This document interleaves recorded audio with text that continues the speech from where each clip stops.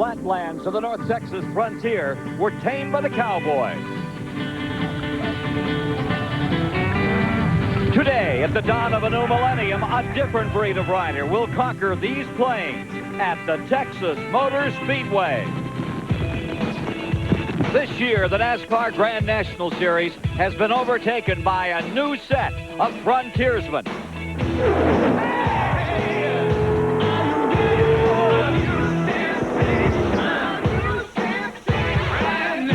Mike McLaughlin leads the series, but by a mere 7 points.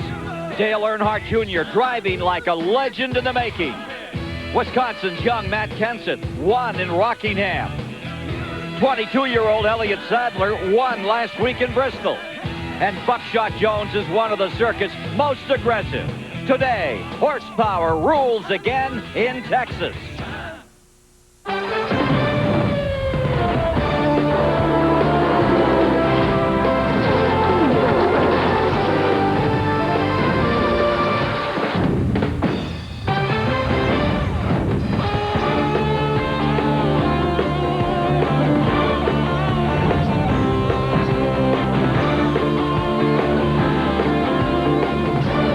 In celebration of NASCAR's 50th anniversary, CBS Sports presents the Coca-Cola 300.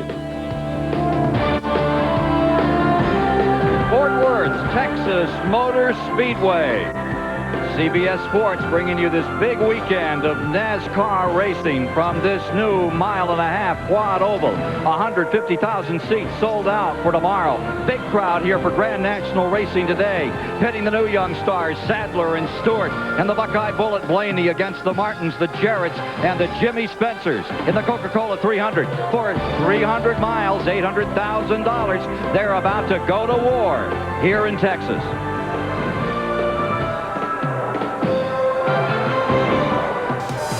And a good day to you. Ken Squire along, and what a story we have here. Imagine this. It's the wild, wild west for all those fans today, but for all of these drivers and for the organizers of this race, it's anxiousness and anxiety. Why? Well, go back to yesterday. Qualifying postponed. Seepage, water coming up out of the track. 15 wrecks in 2 days. And with that kind of a start, everyone is concerned. Take a look at yesterday. Bobby Hillin out of control, turn one, slams the wall. It happened over and over again. To the naked eye, you can't see it, but that water is there, and the 3,400-pound cars bring it up out of the asphalt. And then to compound it, Kevin LePage blew an engine, or rather he blew a rear end, knocked all the oil and grease out of that car. 3 gallons of additional oil. He greased up that turn number 1, and that made it even worse. So this morning they had to come back out and attempt to qualify. This was the scene yesterday afternoon when they called off Winston Cup qualifying. It's just enough moisture that, I mean, if a tire hits it, it's gonna break loose. I mean, it's like since the suns went down, the track has cooled off, and that is what's making the moisture there. I think when it's hot enough, it keeps evaporating it, but just all that rain we had here in Texas. Well, all I know is it's coming up like a water faucet and it won't stop. It's just seeping. It's just enough that the last couple cars that ran, we noticed kind of a mist coming off their tires, and then NASCAR threw the flag, went down there to check it out, and found the problem. There's not a 10-foot geyser in turn one. It's shiny from some grease, but we're also seeing the water come through. What caused Lake or anybody else to lose it down there, I don't know. Was it because it's slick from grease? Like I said, you know, it's not running in water, it's not wet with water, but there is water there. It's not running water. Hey, it beats me to say, God, it's running like crazy, but it's not. Only 9 cars attempted Winston Cup qualifying yesterday. This morning, one of the first cars out, Dick Trickle, into turn number 1. Out of control. Into the wall. Dick told me afterward it was not the track. He said that car was just loose. And when qualifying was over, for the second time in his career, Jeremy Mayfield found himself on the point, and Joe Nemechek will be alongside for the start of the Texas 500 tomorrow. The track is the story, and Dick Mergren has more on that. Thanks, Ken. I'm in the first turn where most of the water and most of the problems occurred yesterday. Both appear to have dried up. Crews worked down here throughout the night. and they ran blowtorches over this area. Compressed air was forced into every possible crack, and they hope that gets rid of all the water. But just in case it doesn't, they brought asphalt cutters, and they cut these grooves into the speedway itself, which should run any water at all that seeps through down here to this area. Beneath this stone, there are French drains. This thing goes 30 inches deep down into the ground, and in this area, there's rock and pipe and pumps, and that ought to get it all out of here. As far as the grease and oil that LePage dumped here yesterday, no sign of it at all today. The first turn looks real good right now. We hope it stays that way. 16 wrecked cars in practice and qualifying is more than enough. To Ralph Shaheen. The word that best describes Elliott Sadler coming into this race here at Texas is momentum. A win at Bristol on the half mile and your 5th career pole coming into the race here at Texas. Elliott, this is a racetrack where everybody says you have to beat the track before you can beat your competition. How will you do that today? Well, we're going to try to have good track position all day. We kind of done good, put this Phillips 66 Chevrolet on the front row. We got us a good pit stall, so we're just going to race the racetrack for 150 laps, and maybe the last 50 we'll try to duke it out. But we're here to run the whole 300 miles, try to get as many points as we can, and if we get lucky at the end, we'll see if we can make it 2 in a row. Starting alongside Elliott is the man they call Front Row Joe, the winner of the Busch season opener at Daytona. He has 6 career Busch Grand National wins. 4 of them have come on speedways like we have here today at Texas. To the back end of the grid, and Bill Stevens. Way in the back end. Randy LaJoie is the 2-time Busch champion, like to win his 3rd championship this year, but he's in on a past champions provisional. That means he's the very last car on the grid. Randy, not where you want to be today. Well, it's a starting spot anyways, but it's too bad this Phoenix Chevrolet Monte Carlo's been in the top 10 all day in practice. Had a little trouble qualifying. Guy in front of me goes up and blows up, but that's the way our year's been going. I might need a new good luck charm. We've had some good luck in the past, and we're not having any kind of luck this year. So we got a really good race car, and we're going to the front. I'm going to pull these belts as tight as I can get them, hold my breath. I got to try to be patient, but I can be real aggressive too. Well, they haven't won a race this year, haven't led a lap this year. He's going to go to the front in this race. He'll have to pass every car in the program, Ken. The 300 today, a test tube for tomorrow's Texas 500. And to make the call, we have Ned Jarrett and Buddy Baker along with Mike Joy. Mike?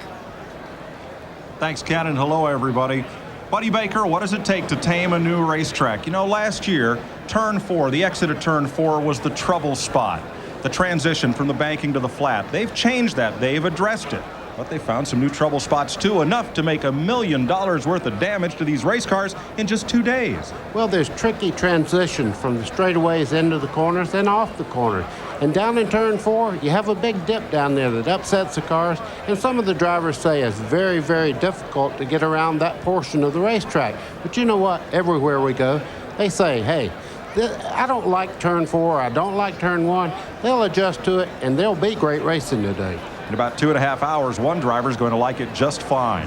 Ned Jarrett, this comes in the midst of what may be the most competitive Busch Grand National season ever. Really has been competitive so far, Mike. We've had 6 races up to this point, and there have been 6 different winners. And the points chase, just 64 points separate 1st and 5th in the point standing. See a lot of names up there that we haven't seen in the past, and that's good. These young drivers coming along, and only one driver, Mike McLaughlin, has won so far this year in that top 5. 8 drivers are within 100 points of the lead. Some of the faces we'll be watching today include McLaughlin, the former national modified champion and the current point leader in this series. And Tony Stewart, who ran here last year in an IRL race, so that experience should help him here today. Look for him to be a contender. And Mark Martin, the winningest driver in Busch Grand National history. But you know what? 98-0. He has not won yet. Well, Matt Kenseth from Wisconsin's only led 1 lap all season. The last lap at Rockingham, he went to victory lane, and he's been on quite a roll since the season started in Daytona. Let's go trackside and get this underway. Ladies and gentlemen, it's time for the most famous words in all of motorsports. Here with the command to start engines, please welcome back our Grand Marshal for this afternoon's race, the area manager for Fort Worth Coca-Cola Enterprises, Mark Thompson. Ladies and gentlemen, start your engines.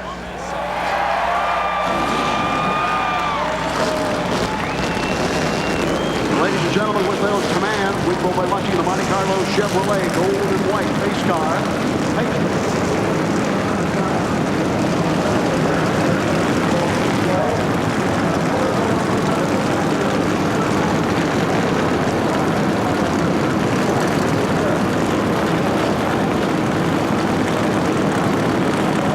field comes to life in front of a packed house.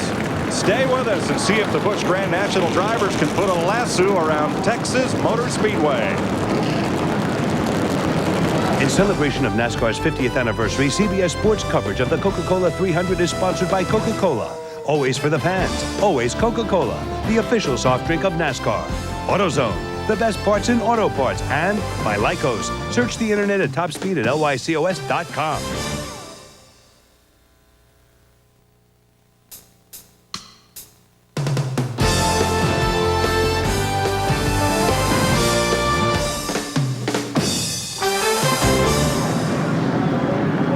Beautiful day for racing here in Fort Worth as the pace car leads them out. 63 degrees in the grandstand right now, 58% humidity, light breeze, and those clouds are blowing away. It's mostly sunny. 108 degrees is the temperature of the asphalt. It'll be over 100 in those cars as they get rolling.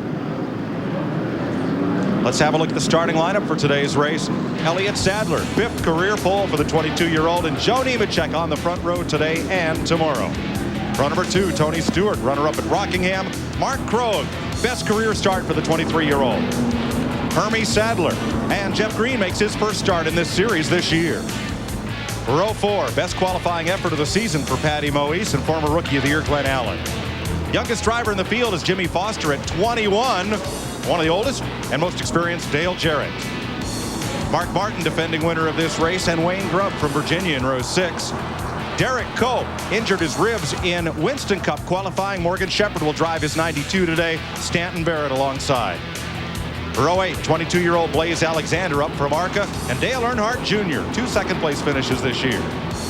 Michael Waltrip has 7 Busch Series wins, and the leading rookie on the tour, Maine's Andy Santerre. Mike Dillon has 3 top 10s this year, along with Mark Green there in row 10. Las Vegas winner Jimmy Spencer and Phil Parsons in row 11. 95 World of Outlaws sprint champion Dave Blaney with Matt Kenseth in row 12. That's Jeff Krogh, Mark's brother, in row 13, with Jeff Purvis second at Daytona. Tim Fedewa and points leader Mike McLaughlin, row 14. Kyle Petty driving John Andretti's car today, and Mike Cope, the All-Pro champion.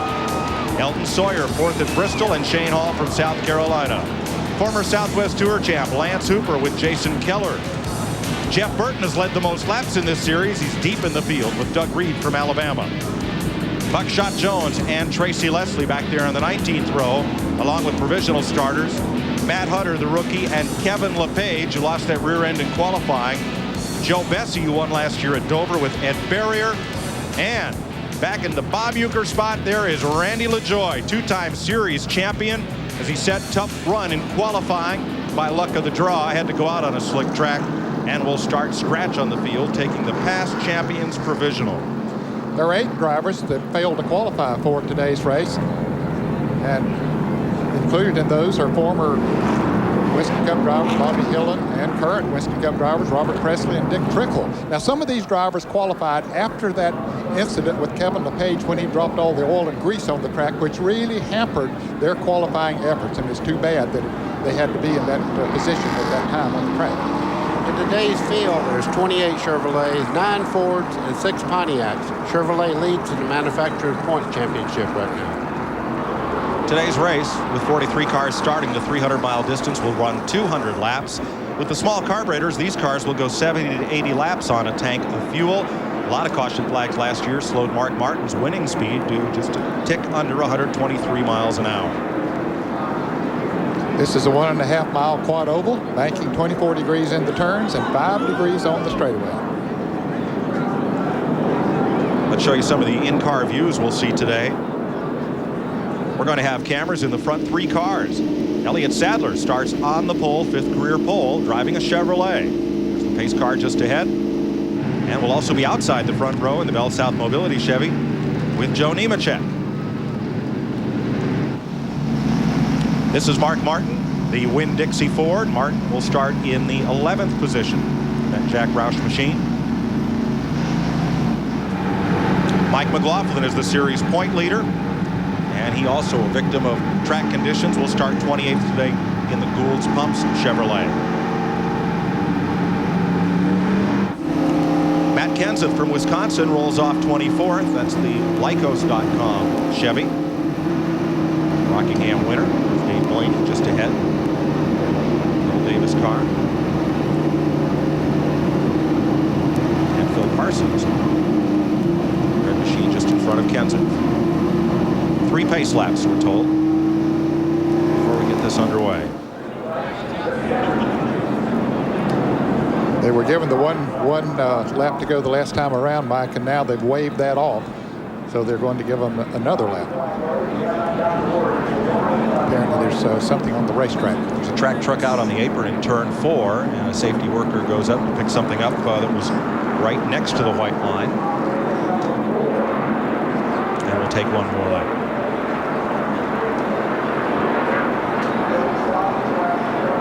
A lot of changes in this speed plant since we were here 1 year ago. And we get set for this start. Let's go pit road. Dick Berggren. Well, there was a practice session this morning. It's unusual for Busch Grand National Racing to have a practice session the day of the race, but they did today.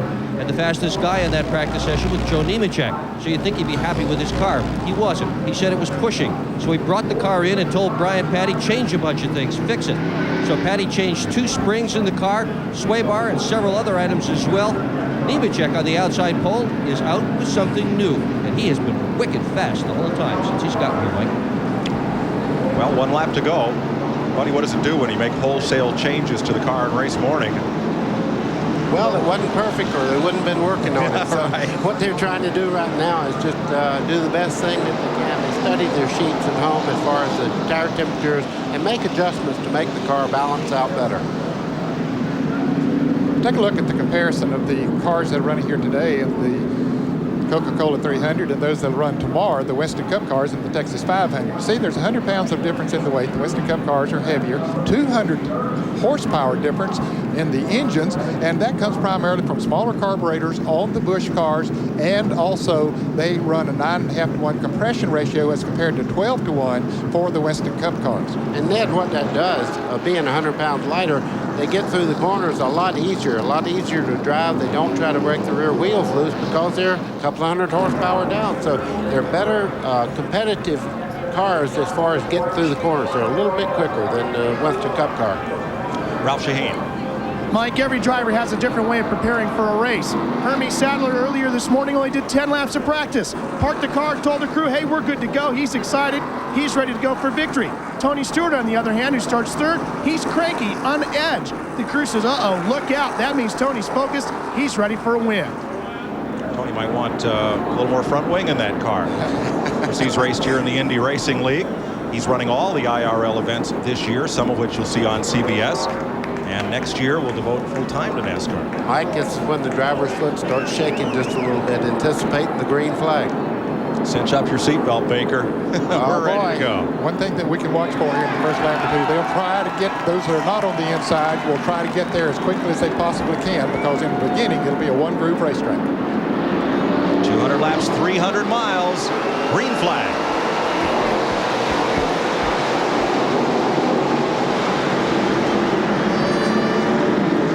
Just as Ned said, going down into turn 1, you can see them trying to squeeze down to make it single file through the corner. Some of them are on the outside and look to be running pretty well. We were not up to full speed, of course, that time when they got into turn 1, so they can run up there pretty easy. Let's see how they do when they get into turn 3 now that they're picking up speed. 6th place car caught on the outside. Mark Krogh, good qualifying run. Now he drops in line. First lap leader will be Sadler, Elliott Sadler.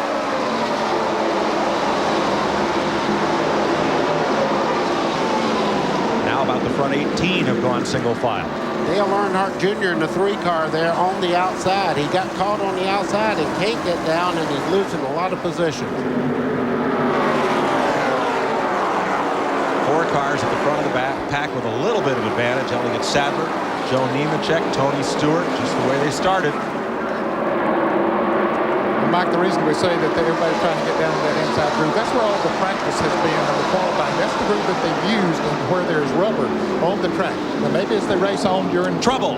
Front straightaway, 2 cars hard in the wall. Doug Reed is one. Joe Bessie is the other.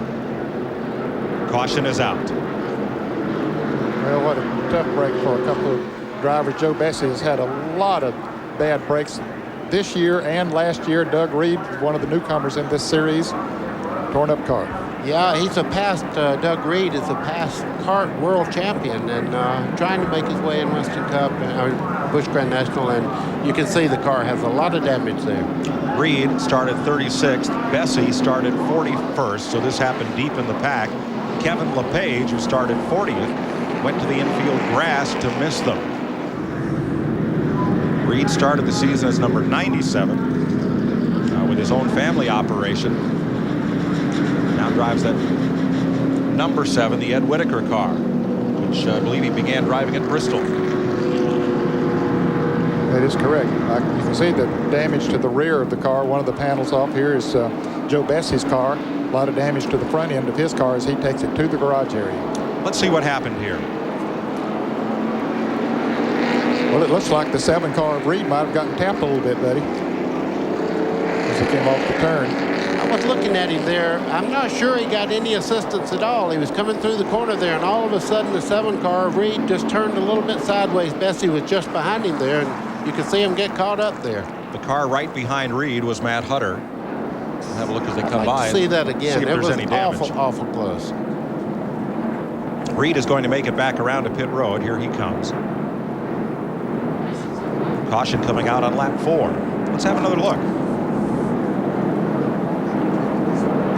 Okay, here's the Reed car, and of course the yellow car there was Matt Hutter. He never touched him. Never touched him. Doug Reed got sideways. Matt Hutter. Look at LaJoy did not. right here. Boy, did he have to thread the needle. He was almost a big part of that wreck. Yes.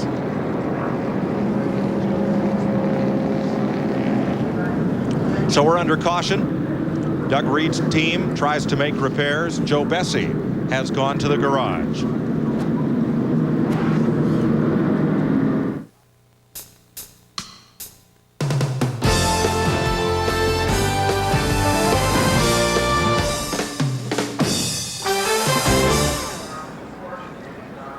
Cleanup along the front straightaway here at Texas Motor Speedway. Let's go to the garage. Ralph Shaheen.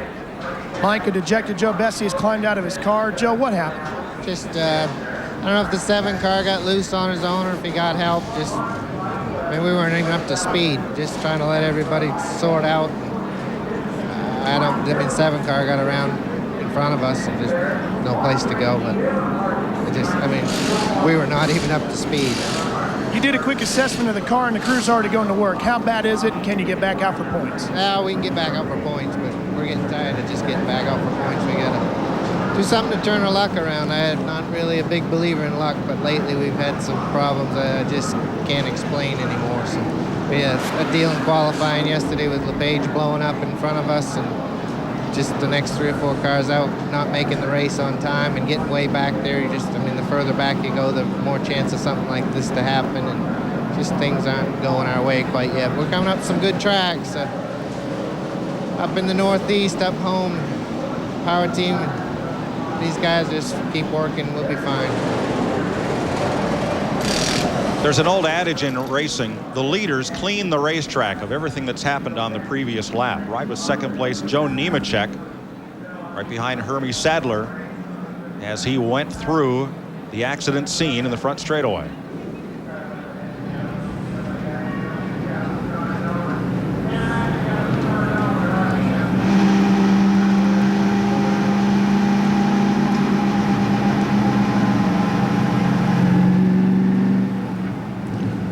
They were coming up on Doug Reed as they came to the start-finish line, and there was a piece that flew off of Reed's car. Well, you can see the loose sheet metal right there, and a piece of the back quarter panel there fell off the race car and right in front of Nemechek. He's lucky he didn't cut a tire, maybe. Fortunately, everybody had rolled out of the throttle to come back to the caution flag. CBS Sports coverage of the Coca-Cola 300 continues after this message and a word from your local station. Back with you at Texas Motor Speedway. Coming up next, CBS Sport takes a look back at the history of an all-American tradition. A salute to NASCAR's 50th anniversary right after this Coca-Cola 300. Hey guys, keep your eye on Jimmy Spencer. It's early in the going, but he's already on the run from 21st up to 16th spot. Spencer looks like he's got some makings for that first place before even 100 miles of this one's done. A winner in Las Vegas, Ken. Jimmy Spencer, one of a number of drivers doing double duty this weekend. He'll run tomorrow in the Texas 500 Winston Cup race here live on CBS. Bill Stevens. Elton Sawyer had a great run last week in Bristol, finished 4th. Thinks he could have won the race, but he had a rocker arm break toward the end. Problems at the beginning of this race. Engine had a miss just before that incident. They think it's a broken plug wire. They replaced it. They're hoping that will correct it. You know, most of the speedways are doing something to be involved in NASCAR's 50th anniversary celebration. As you look at Elton Sawyer, he and his wife Patty Moise both finished in the top 10 last week at Bristol. First time a husband and wife have done that in this series. Pretty neat feat. Yes, it is. Of course, in this race, his wife out-qualified him by a good bit. There she is, Patty Moise. And they're still doing a bit of cleanup here along the front straightaway from the incident involving Doug Reed and Joe Bessie. We'll be right back.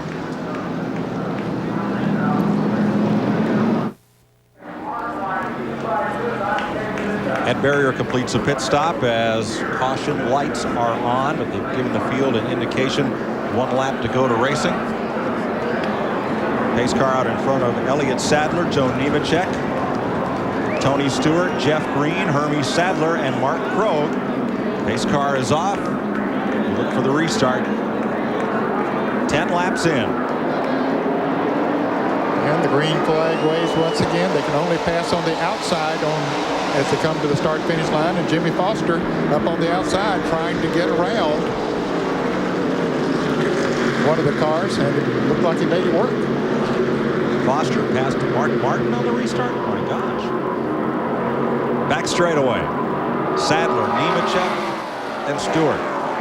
Just the way they started those front 3. Mark Krogh has dropped back from 4th starting slot to 6th. And now single file all the way through the field back to about 30th position as they come across.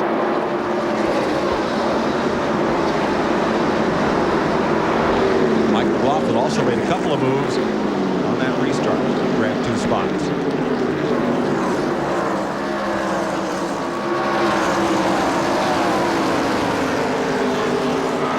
The outside groove was quite fully worked in as cars went side by side down the back straight.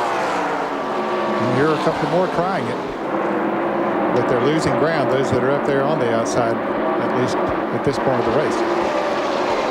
There's that battle. Mark Green on the inside, Dale Earnhardt Jr. with him. They're going to pass Stanton Barrett and leave Barrett up on the high side. Whoa, way loose and just barely in the grass. Well, that was Dave Blaney. He's used to the dirt, but he doesn't want to see any here. He don't want any part of that. You see Phil Parsons in the 10 there. He gets by Stanton Barrett as they head down the back straightaway. Blaney's got a good run going into turn 3.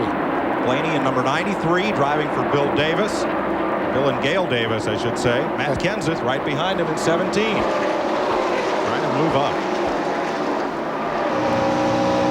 Matt Kenseth's view of Dave Blaney's Pontiac.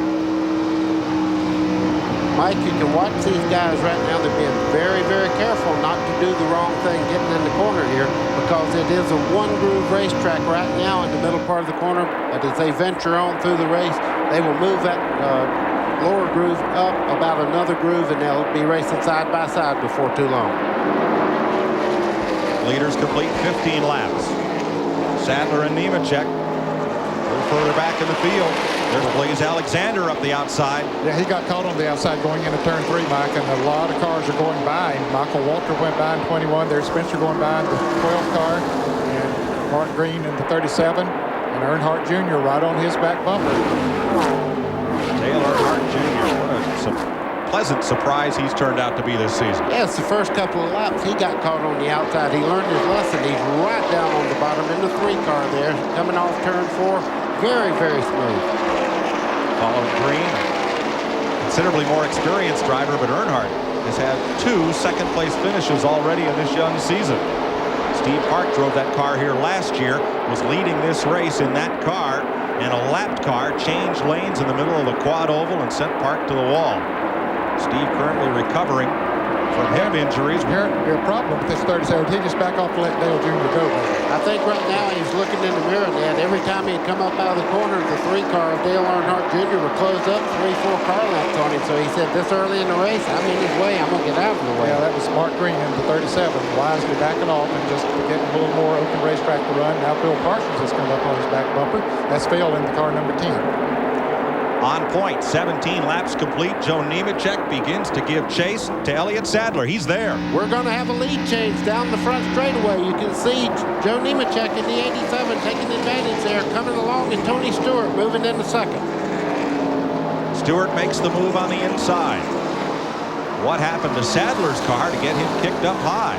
Whatever it was, it cost him the front 2 spots. I think when Nemechek got under him coming off of turn 4, maybe broke the air a little bit on his spoiler, took a little bit of it off, got his car a little loose, and Nemechek went by, and so did Stewart. Shell in-car camera riding with Tony Stewart. IndyCar star. Now Busch Grand National driver as well. Mike, he's just a star. No matter what he drives, he's always up front, very competitive. Out in front, Joe Nemechek, who also starts on the outside of the front row tomorrow. Randy LaJoie is charging through the pack. He's up to 31st spot. Bill Stevens?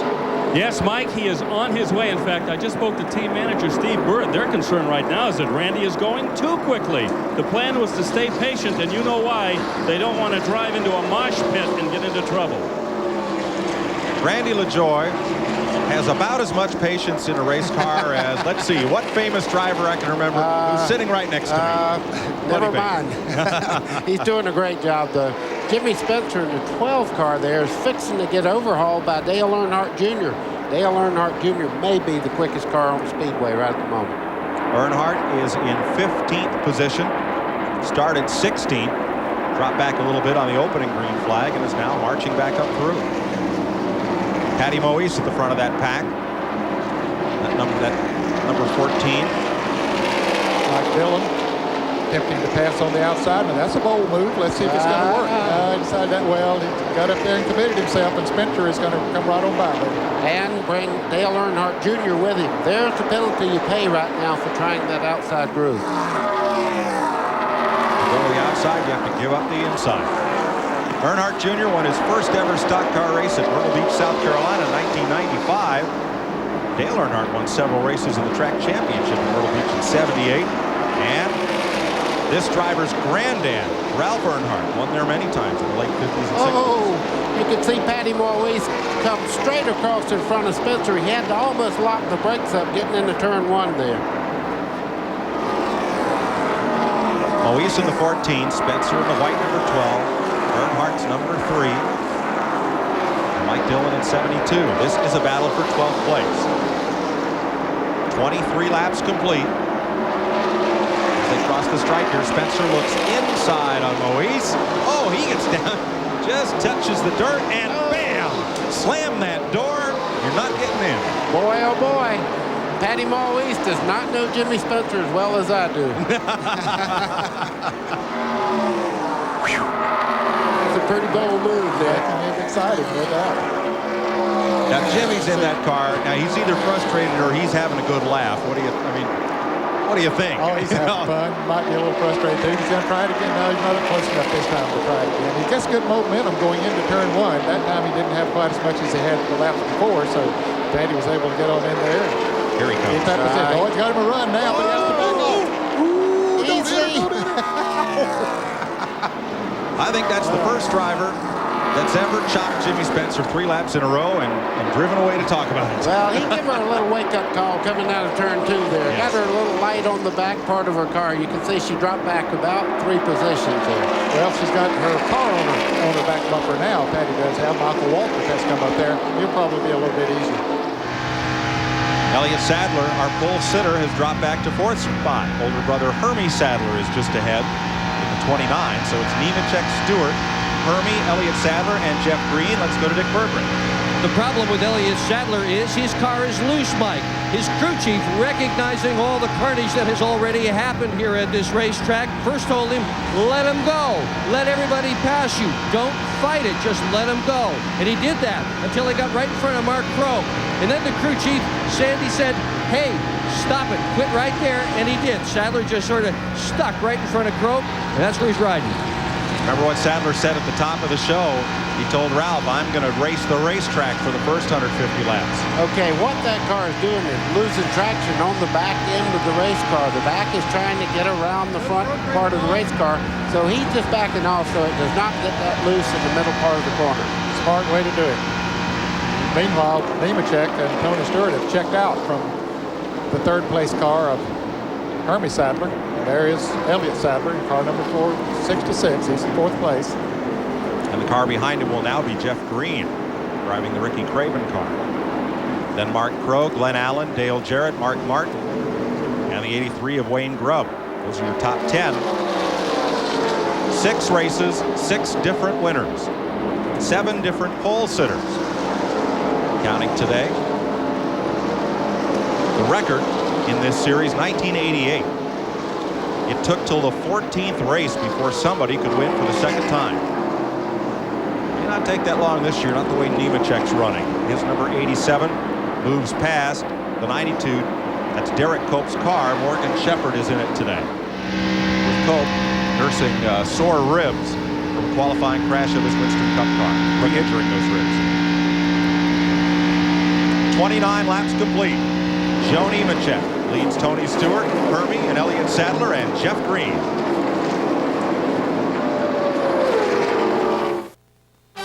This CBS Sports Race Summary is sponsored by AutoZone, the best parts in auto parts. 31 laps, 46.5 miles. We've had 2 leaders, just a single lead change, and the average speed down to 110 because of 2 caution periods, distancing 9 laps here on the track record. And 2 cars are off the track but not officially out of the race. We expect to see Joe Bessie back racing for points. Reed's number 7. That may be done for the day. Let's go to Mike Joy. Working this caution off turn number 2, number 83, Wayne Grubb was running in the top 10. Let's show you what happened. See Wayne Grubbs there in 83, gets a little assistance from Jimmy Spencer. Dale Earnhardt Jr. goes low to miss the wreck coming out of turn 2. You can see Grubb's car keeps hitting the wall up there. And as he does, look at the big smoke cloud everyone else has to come through. Just keeps banging into the wall. There's not a great deal that he can do about it. The toe end is really knocked out on him. Caution at lap 30, second one today. Well, it's going to be a barn burner here tomorrow. 500 miles for the Winston Cup cars. Ken Squire. 185.906. That's what took the pole this morning. This is the man that did it. Jeremy Mayfield will start the second Texas 500 right up in front. Teammate Rusty Wallace back in 6th. I think more important than being on the pole is what you learned in that practice period after this morning, Jeremy. Yeah, it really is. You know, that come here and sit on the pole is exciting, but yeah, we got to fulfill that tomorrow, and that's run good, run up front all day, and the Mobile 1 Ford, you know, qualified good, you know, the best we could, and went out after that practice and really run good. I mean, both of us are really strong right now. Now, are you concerned about turn 1 where that seepage was? That was the big issue yesterday. We saw you all down there chatting with the track officials. What was it like this morning? This morning it was perfect, you know, just like it was before yesterday's qualifying, and today it seems like everything's good, and I'm sure these Busch guys, you know, that they've wore it in a little bit, keeping it dry, so it should be okay for tomorrow. Now, the story was that as the day progressed yesterday, that seepage continued to get worse. Yeah, I think the sun was keeping it pretty much dry all day, and with all the heat and the cars running on it, everything was fine. And then when the sun went down, you know, it kept it from drying up. It started seeping through the racetrack, so hopefully it'll be okay for us. Besides beating your partner tomorrow and winning this race, what's your biggest concern? You know, we gotta keep the car up front and work on those points. You know, that's the biggest thing right now, is just trying to run up front and stay in the top 5. Pole sitter for tomorrow's Texas 500, Jeremy Mayfield. And we'll be back with more of this Coca-Cola 300 preview to tomorrow, Grand National race after this.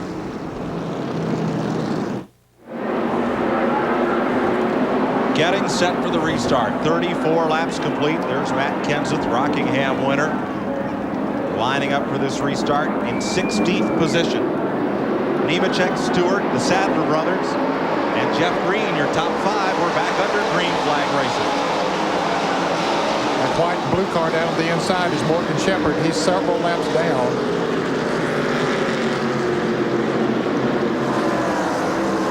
Made a pit stop, Ned, under caution. He was lapped once on the racetrack earlier. He is substituting for Derek Cope. Actually, I guess he's just 1 lap down. Right. trying to get his lap back. Nemechek is too fast. He is already pulled away. Nemechek and Tony Stewart rocketed away. Hermie Sadler in third. Elliott Sadler there in fourth. 2 seconds back to the fourth-place car. And a lot of that was due to the shuffling, trying to get Morgan Shepherd there in line. There's Dale Jarrett leading a pack of cars, including Mark Martin, Jimmy Spencer, and Dale Earnhardt Jr. That's 8th through 12th. See Mark Martin's car, the 60, going in the corner there, has great corner speed as he pulled up on Dale Jarrett getting down in the corner.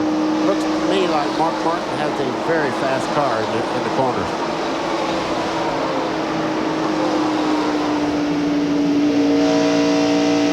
Dick Berggren. Brian Petty is the crew chief for Joe Nemechek, currently your leader, and he just told me that the decision they just made to not pit is about the most difficult that a crew chief can face. Why?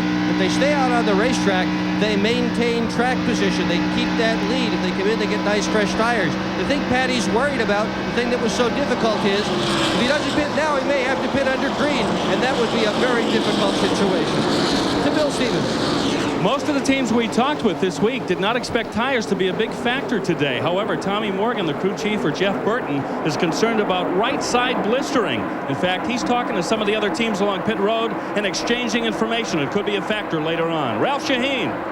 They'll remember the beginning of the show. I said Tony Stewart was a little bit cranky, a little on edge today. He's got the pit between his teeth, and he is running in second place behind Joe Nemechek, catching him on the racetrack. Problem is, his car still is not handling right. He is very loose going into turns and tight coming off. So even with an ill-handling race car, Tony Stewart is charging to the front. Those two drivers trying to check out. Stewart closing in on Nemechek, who started there with lapped car. Morgan Shepherd alongside. Nemechek got away from the field. Tony Stewart is reeling him in.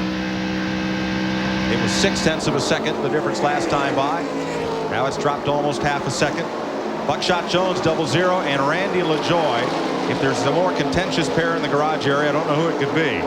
Looking at McLaughlin there in the 34 car, he's on the outside. You can see him losing a lot of position. He crashed his primary car yesterday and had to go to this car, which is not his best race car.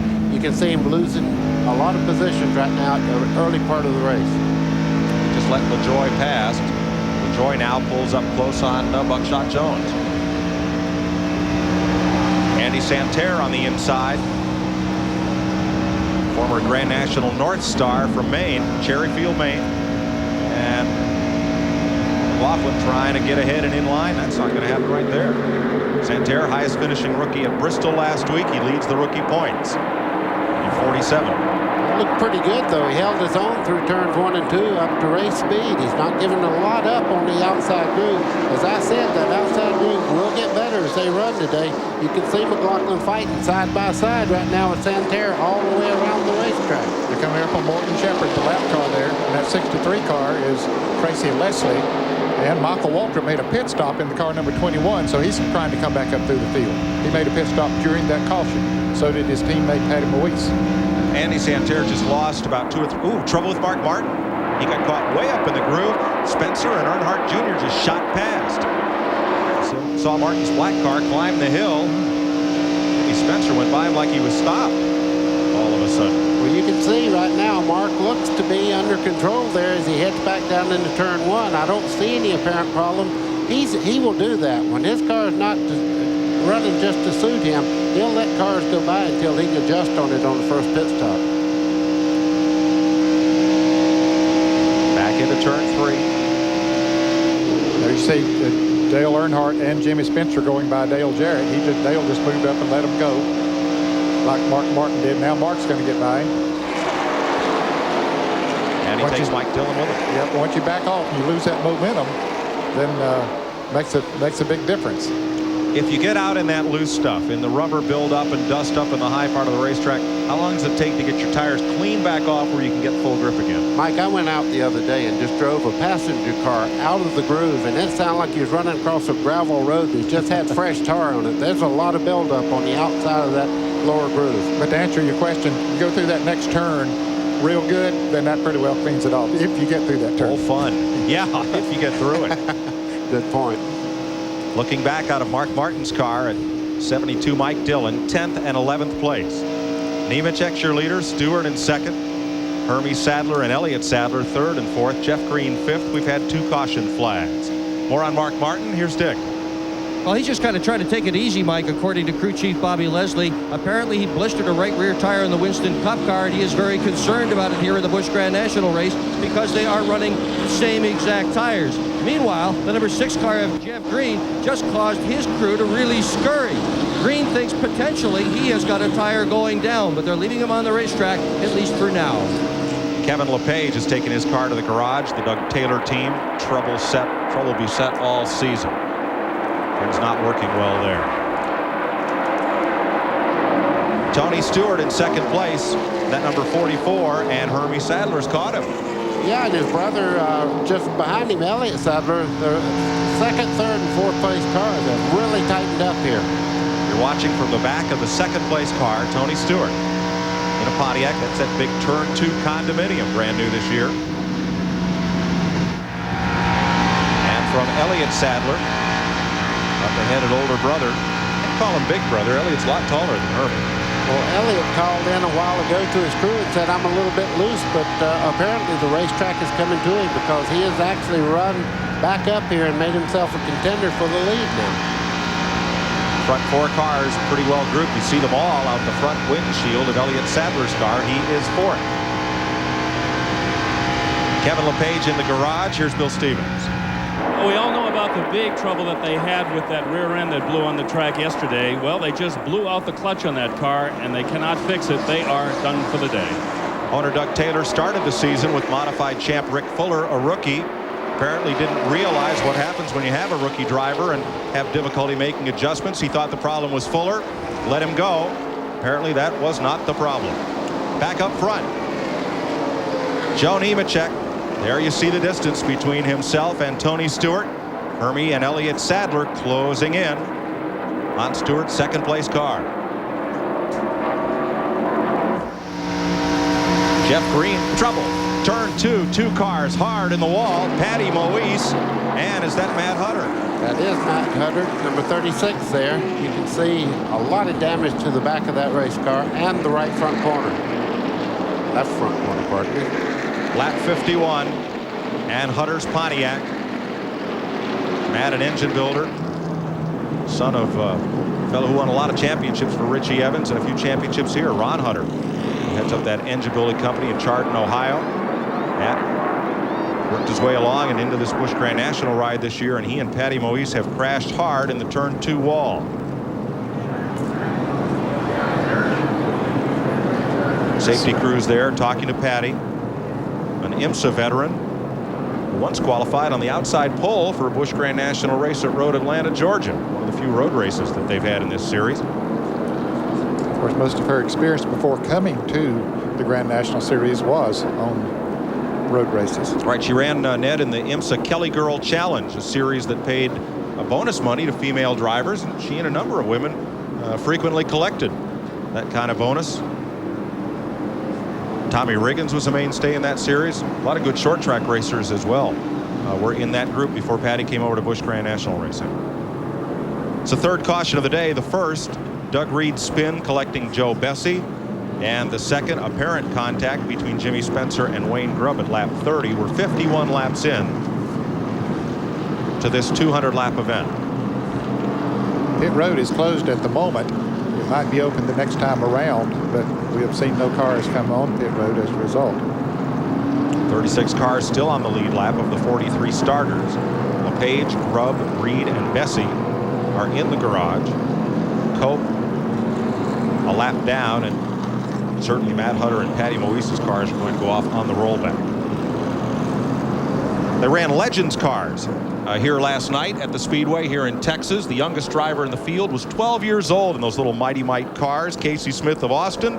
And the oldest, rookie Earl Allen, decided this is just something I need to do. And so at age 80, he bought himself a Legends car. There they are. He was out here running it last night. Way to go. Earl Allen said he felt the need for speed. They say I'm old and stupid, he said, but I have no fear. He finished 14th. How about that? Yeah. Well, we can see Hutter walking away from his car.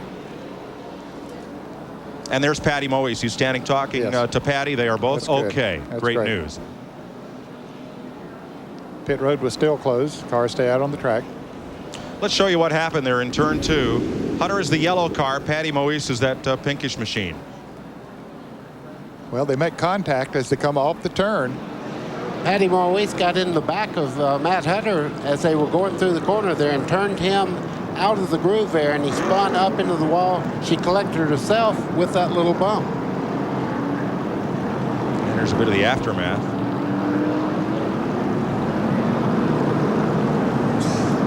And the folks that'll be sitting in those condos will have a nice view of that action. Out there in turn number 2. 72 condominiums. Call your agent. All but 6 are sold. They start at $300,000. Another of the enhancements is Bruton Smith and his folks continue to make improvements here. $250,000 in signage for people driving in and out of the facility. Enough gravel roads to drive from here to Oklahoma, and more paved parking spaces than at the Magic Kingdom. All to help make this place more fan-friendly. 150,000 seats. Second, I believe, only to Indianapolis among auto racing stadiums. I think you're right. Boy, it's a beautiful sight to see this place, and then to see, we'll see it totally filled tomorrow, but a tremendous crowd on hand here today for this 300-miler. And they made a lot of improvements in moving traffic in and out of this racetrack as well. Well, let's see who will pit under this caution flag. Well, they still, as it came by that time, Mike, they still had pit road closed. Bowling comes to CBS Sports, and it brings along golf's popular skins game format. Tomorrow on CBS Sports Spectacular, Walter Ray Williams Jr., Parker Bone III, Randy Peterson, and Mike Olby get rolling in a frame-by-frame showdown at the Brunswick Bowling Skins game. Mike, when you see the green flag there, they're fixing to open pit road as we speak, and I'll guarantee everybody's coming in for a tire check here. Yeah, they've been out there. They'll complete 54 laps when they come back around, and that's only 20 or so laps from a scheduled pit stop, or when they would need to come in for fuel. So, yeah, I agree with you. I think most of them will come in. Going to have a look at tire wear and make sure with some of the multiple incidents, not any debris on those tires as they change them, top off with fuel. And that valuable adjustment to the chassis to balance the car out better. Patty's car being hauled back to the garage. And here come the leaders. You'd think the pace car went down pit road. He's going to be lonely out there, but everybody else is coming in the pits. Morgan Shepherd just made a stop, so he'll be the car behind the pace car, even though he is now more than a lap down. Dick Berggren. Here comes Joe Nemechek and everybody else down pit road as well. Nemechek's plan, just put 4 tires in the car. They are absolutely delighted with the way it's running. They should be. The plan when they get those 4 tires on, nail it. Get out of here as fast as possible. There's only 1 pit ahead of him, so he doesn't have any speed limit because the speed limit ends at that pit. They're doing a great job on the right side. Bill Miller's doing the front tires. Keith Martin is doing the backs. Randy Hildreth is on the gas. Scott Glasscock is on the jack. So far, so good. He is surrounded by saddlers. Elliott in front, Herbie in back. And let's go up pit road. Well, Tony Stewart had a fantastic pit stop, Dick. He's already in and out of here and gone. I believe he's going to be the first one out. The one thing they did do to the car was raise the track bar. Remember, he was a little loose going into the corner and tight coming off. He ended up deciding that going in a little loose wasn't too bad. He is a dirt track racer by trade coming into this series, and he felt that all that they needed to do was just loosen him up a little bit coming off, and he'd be fine. Best 4 tire change, that car right there, Tony Stewart, 18.66 seconds. Gets him out first. Joe Nemechek stopped 20.07 seconds.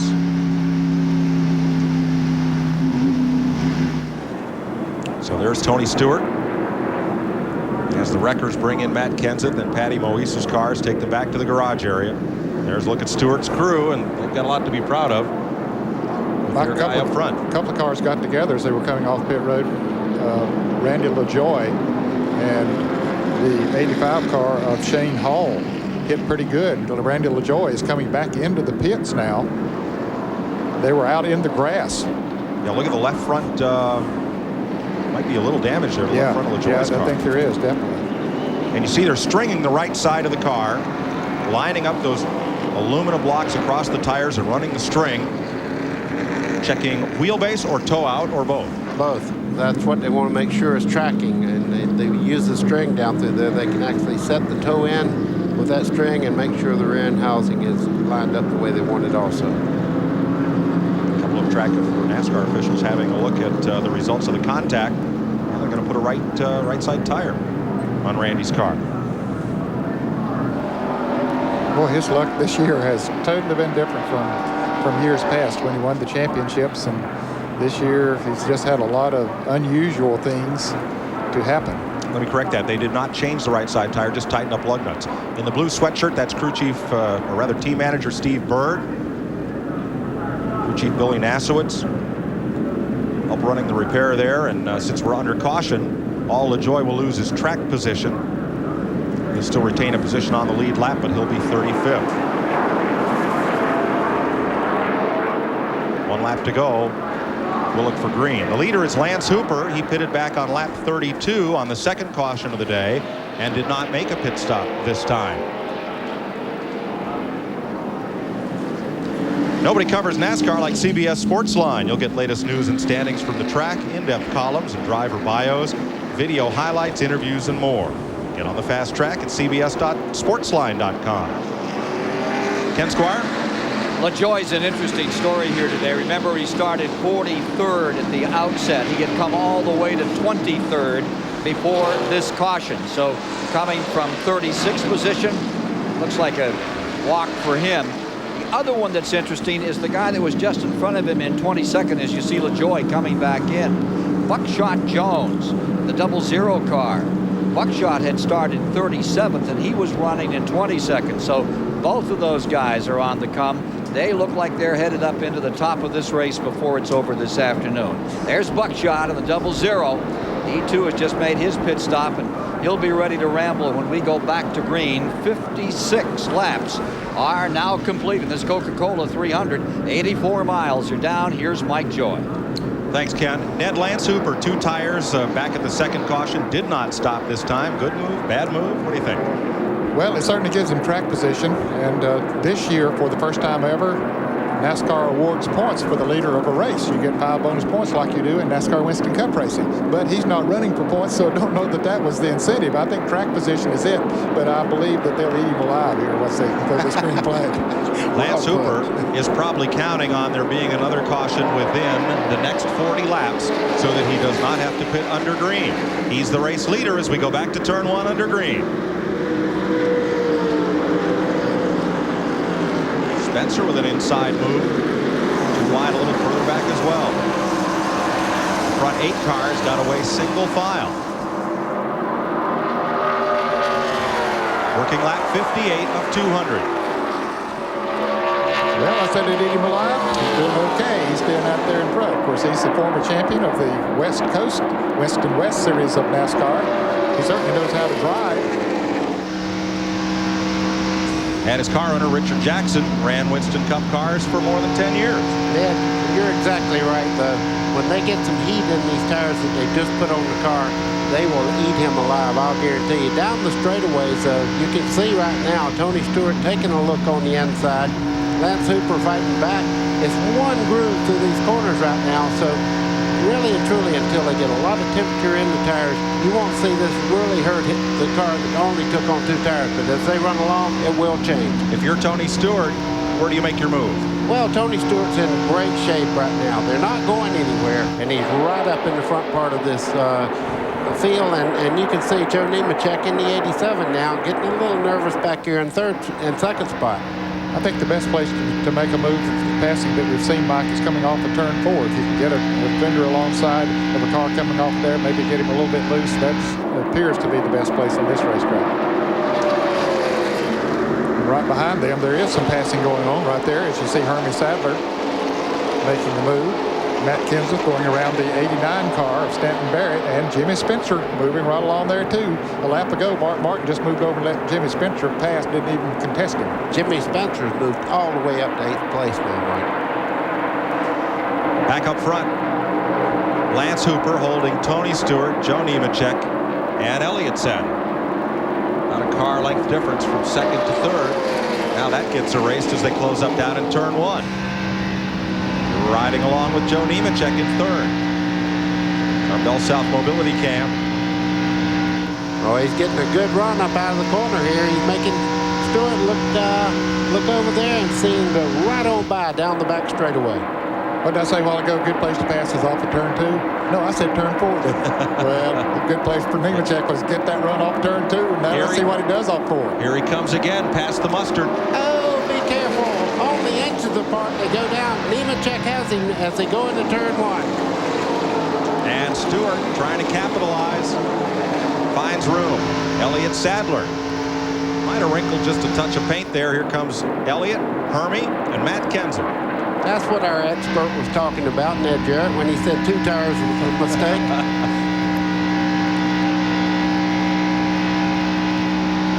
That will settle with Lance Hooper back in 6th position now. Jimmy Spencer's underneath him for 7th. And now we look at a group led by Mark Martin in 8th place. Stanton Barrett, the white car in the middle there. Mark Krogh trying to get past in 10th. Over the car number 80. Started 4th. And you're looking from Mark Martin. On back at Mark Krogh. Excuse me, that's Barrett. That's Mark trying to make a pass here on Lance Hooper. He's got a run on him. Down into turn 1, you can see that outside groove still hadn't worked in there. The Stanton Barrett makes a pass. Now Hooper going back through the field. Yeah, that whole train will go by. Once you get caught up in that position, you see Dale Earnhardt Jr., the car number 72 of Mike Dillon. Buckshot Jones just made a pass on Dale Jarrett. It's Jeff Burton in the 9, the yellow car. A very fast car too, Ned. Very pointed out. Yeah, I bet he started in 35th position, and he had worked his way up to about 16th or 17th before that caution. So Jeff Burton has a very, very fast race car. He was one of those that got caught up in that situation in qualifying yesterday. He was the second car to go out after Kevin LePage dumped all of that oil and grease on the racetrack. As we see a couple of other passes here. Mike Cope being swept up high in the number 30. Jarrett and Burton working underneath. That Jeff Burton car, the yellow number 9. Burton has led the most laps in the Busch Series, and he's led the most laps in Winston Cup this year. Oh, Mike Cope was sideways there. Good catch. Used that short track experience that he has and brought that thing back under control. Lost a lot of positions, but that's better than losing a race car. Dale Earnhardt Jr., Mark Krogh, this is for 10th. Make that 9th place. Earnhardt picking up 9th place. And now drawing in on Barrett. 8th and 9th positions here, Ford versus Chevrolet. Look at the run that Earnhardt Jr. gets out of that corner there. That race car is really hooked up. How much of that is engine? How much of that is handling? Well, a lot of handling, because you can't get back in the throttle if the car is turning sideways. So the car is hooked up well, and they have a great crew chief on that race car that's worked with he and his father for many, many years. And Dale Earnhardt won a lot of races with Tony Eury, and now he's helping Dale Jr. really come along. A lot of people at the start of this season, when Dale Earnhardt named his son to replace Steve Parks, said the kid's not ready. All those people were wrong. I was one of them. He appears to be ready. He's very aggressive, has proven to be a good race driver. He's done a great job in that car this year. And you see Lance Hooper up on the outside there continues to move back as cars go by on the inside. And the older tires that he has, plus the fact that the left side tires, as you mentioned, Mike, are the ones he started the race on. So they've been on there a long, long time. And boy, it makes a big difference once those tires get worn down and hot. You lose traction. 69 laps complete. CBS Sports coverage continues after this message and a word from your local station.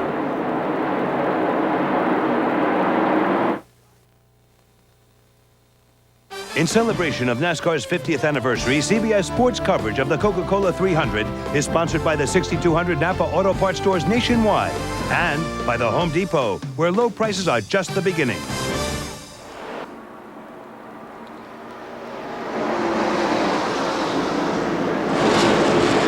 Texas Motor Speedway. Joe Nemechek leads, but the young guns are beginning to run to the front. Tony Stewart's in second.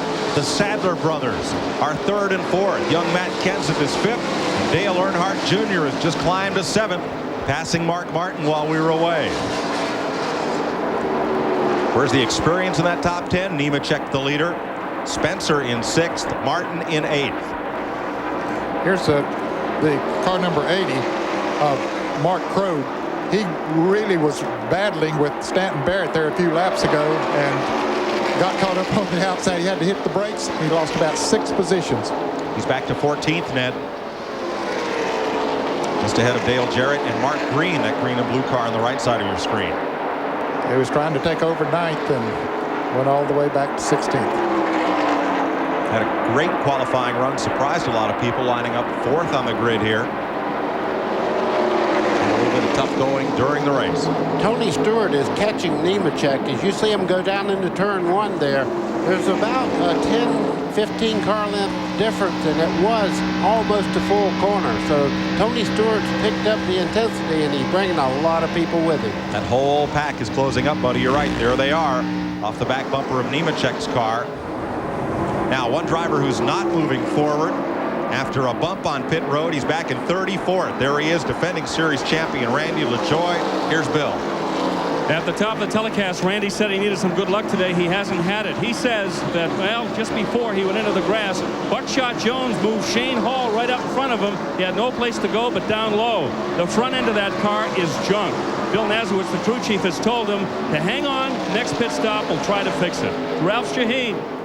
Now, one car that's really coming on strong today is Matt Kenseth. He started 24th. He is now all the way up to 5th and challenging for 4th position. He is a little bit tight.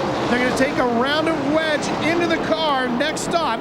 That'll help loosen him up a little bit. Dick? One of the often heard stories in racing is that when things go wrong, they really go wrong. Let's start a new story, and let's make it about Joe Nemechek. When things go right, they can really go right. This is only his 4th start of 1998. So far, he has a win, a 3rd, a 6th, and he has led the most laps here. The tire wear was perfect. The pressure was great. The last pit stop was excellent. Everything is going right for Joe Nemechek so far. Mike? Nemechek has a half-second lead, make it 0.6 of a second on Tony Stewart. Elliott has now moved ahead of Herbie Sadler. They're 3rd and 4th. Kenseth is 5th. Dale Earnhardt Jr. is 6th. 7th is Jimmy Spencer. 8th, Mark Martin. 9th is Mike Dillon. I know with this Cowboy theme, I'm going to call him Matt Dillon today sometime. Stanton Barrett fills the top 10.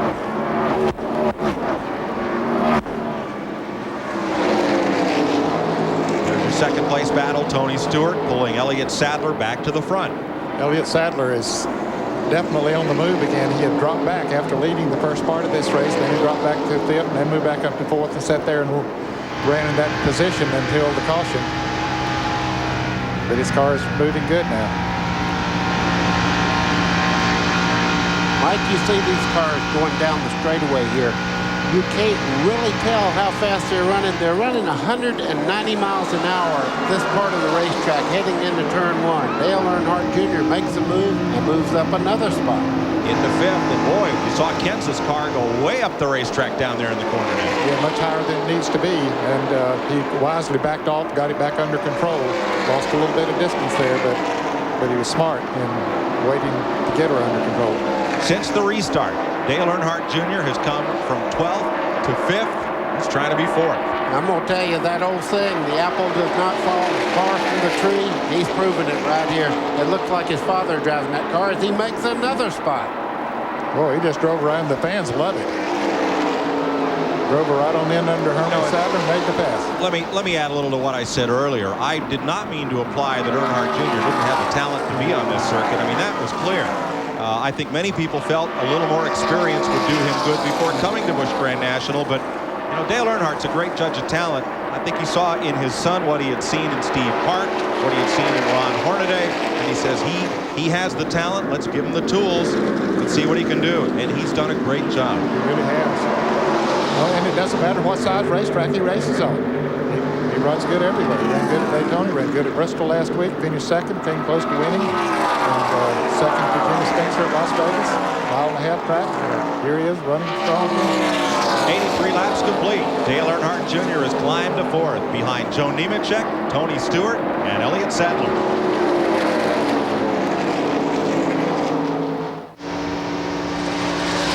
"88 laps complete at Texas. There's about to be a new law west of Dallas. Dale Earnhardt Jr.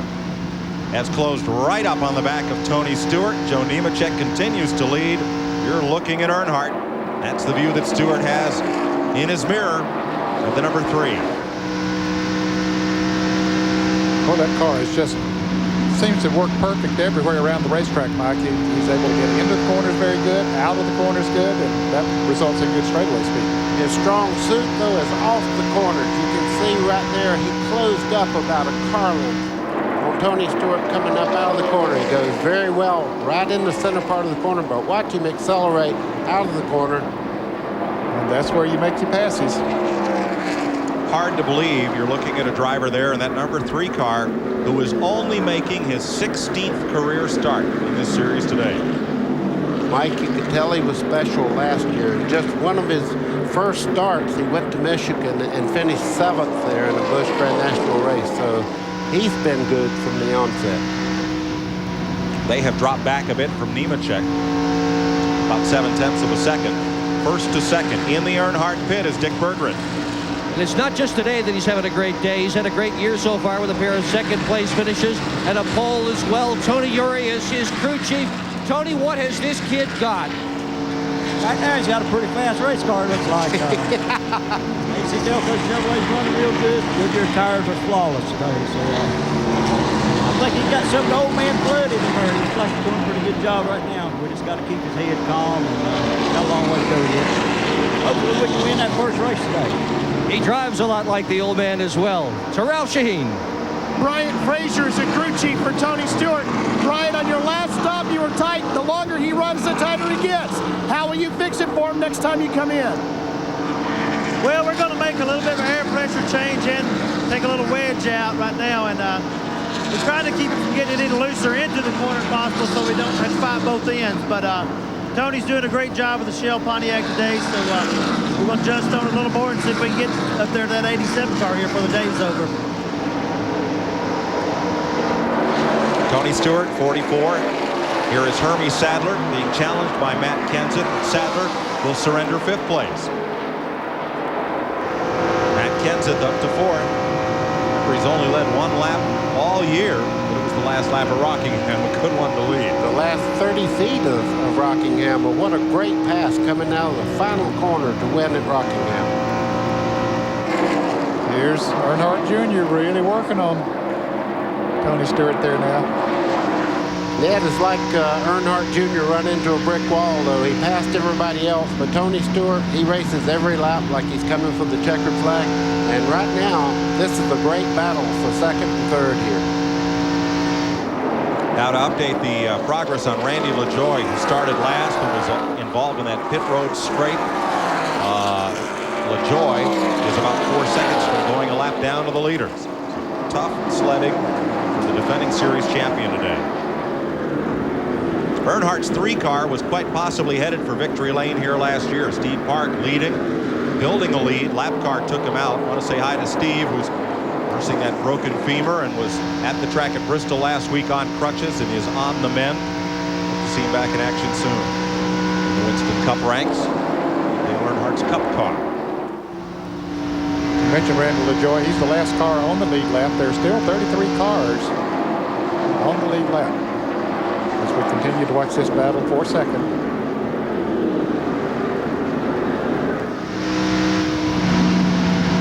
There's Earnhardt right down on the yellow line. When they built trouble. Right here on the front straightaway, Jimmy Foster is up against the wall. Boy, he took a hard hit with the right front.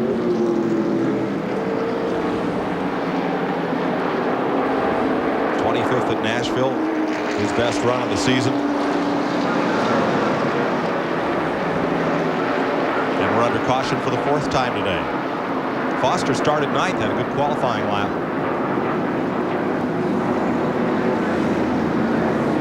It's a tough break for him here, too. Don't know what happened. They got him into the wall. And that saved Randy LaJoie from going a lap down. Sure did.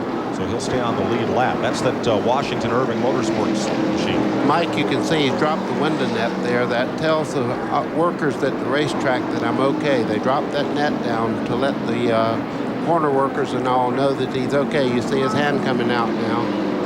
He's probably regrouping just a little bit before he jumps out. Caution out for the 4th time today, coming up on halfway here in Texas. This CBS Sports Race Summary is sponsored by Texaco, a world of energy.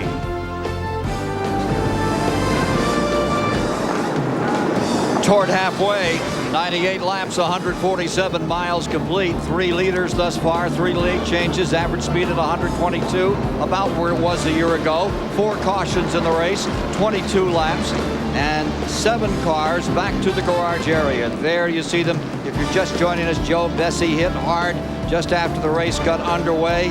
Foster's the latest to have crashed.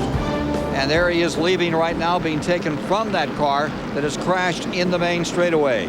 Jimmy Foster out of Daytona Beach, Florida, with a hard hit coming out of turn 4, and the car coming all the way across the start-finish line.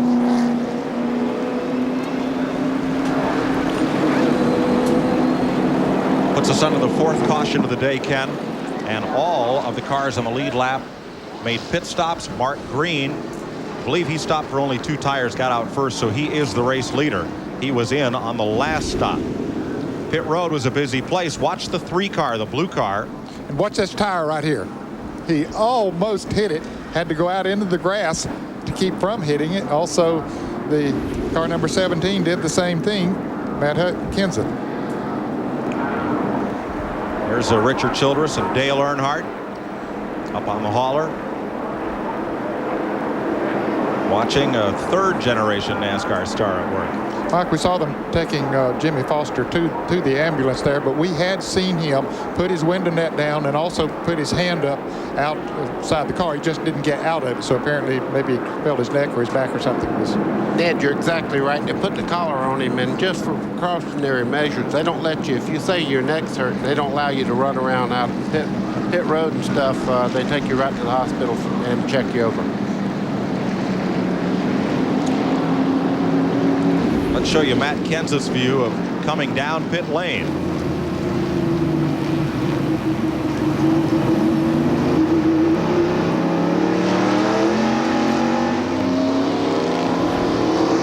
Little dodge and go there. Yeah, good heads-up driving. We take the halfway flag under caution here at Texas. 100 laps down, 100 to go. We'll be right back. For most of NASCAR's 50 years, the famed Indianapolis Motor Speedway stood like foreign ground, home only to open-wheeled race cars in the month of May. 1994, the inaugural Brickyard 400 brought the throb of stock cars to the heartland of America, and Indiana's own Jeff Gordon became the first winner at the fabled Brickyard.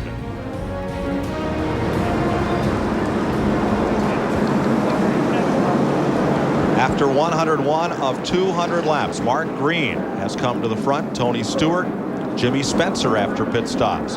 Tonight on CBS, Dr. Quinn, Medicine Woman, Early Edition, and Walker, Texas Ranger. That's all coming up tonight on CBS. CBS Sports is proud to present golf's most prestigious event, the Masters. Tiger Woods returns to defend his title, joined by an honor roll of the game's best. The Masters, a tradition unlike any other, begins with late-night highlights Thursday and Friday, Saturday live third-round coverage, and the exciting final round Sunday at 4 o'clock Eastern Time. Let's go pit side to Dick Berggren. Well, Mark Martin has had a really tough year so far in 1998, Mike. He's only led 18 laps. At this time last year, he led well over 200. And it's stuff like this. It just keeps happening. I haven't seen anybody else blistering a tire, but this one came off Mark's car. And he's also had a problem blistering his Winston Cup tires as well. That's how come he's running slow, having problems with tires. Thanks, Dick. Mark is in 13th position. He was up in the top 10, Mike, and he lost several positions on that pit stop.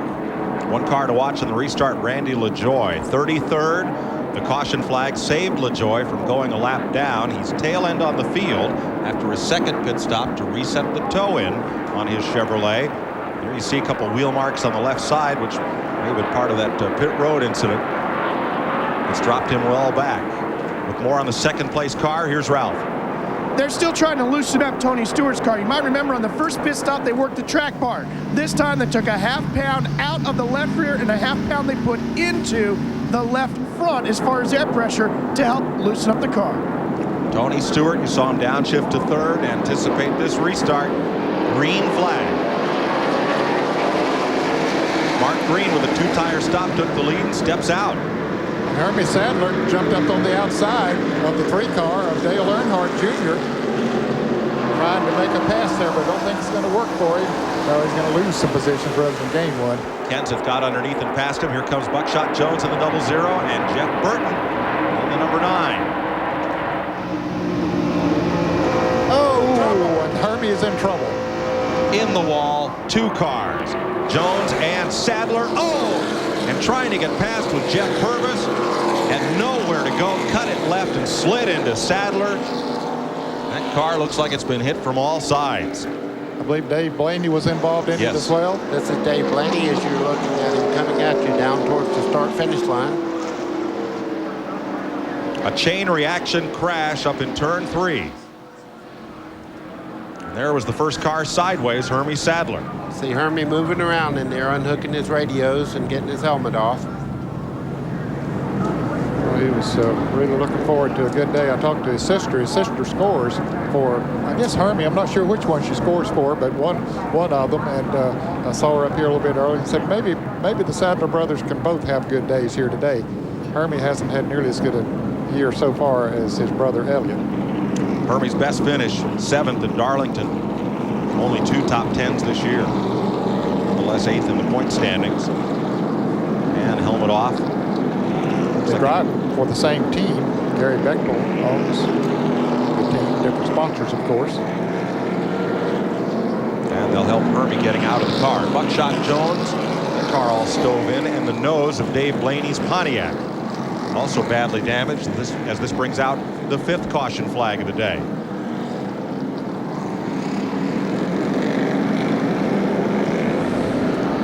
And Hermie's going to climb out, mostly under his own power. Buckshot Jones comes to the pit lane. See Hermie getting out a little slow right there. He got whacked pretty hard there by Jeff Purvis, and when you're almost stopped like that, the car slides into you. It really takes an effect on you. Looks like they might be going to put a neck brace on him as well, buddy, as a precautionary. Well, no, decided not to do that. I think he just wants a minute to clear his head. It was a hard hit. Not so much the one with the wall, but that one when Jeff Purvis tried to get away from him as Sadler's car was sliding down the racetrack. Blaney's car has now come around to the pit lane as well. And see if they wave him into the pit or the garage. I believe he's going to head for the garage, Mike. You can see the steam coming there, the radiator and everything is. Yeah, the NASCAR official is saying, hey, back it up. There's an opening in the wall. Need to take it to the garage and do the work. There's too much to do out here on pit road. Plus the fact that you're losing all that fluid on pit road and other drivers coming in don't need to run over that. They'll put a little quick dry over that and take care of it. Fortunately, everybody's okay. That's Hermie Sadler. Just take a minute to collect his thoughts before he climbs there onto the stretcher, and we'll get a ride to the infield care center. Buckshot Jones has made 1 pit stop and goes back out on the racetrack, hoping to remain on the lead lap. Dave Blaney's Pontiac is behind the wall. This happened well back of the leaders: Mark Green, Tony Stewart, Jimmy Spencer, Joe Nemechek, Elliott Sadler, Matt Kenseth. So they were battling for about 8th, 9th place when the incident occurred. We saw it from the rear bumper of one car, just saw the start of it, saw Sadler's car get sideways.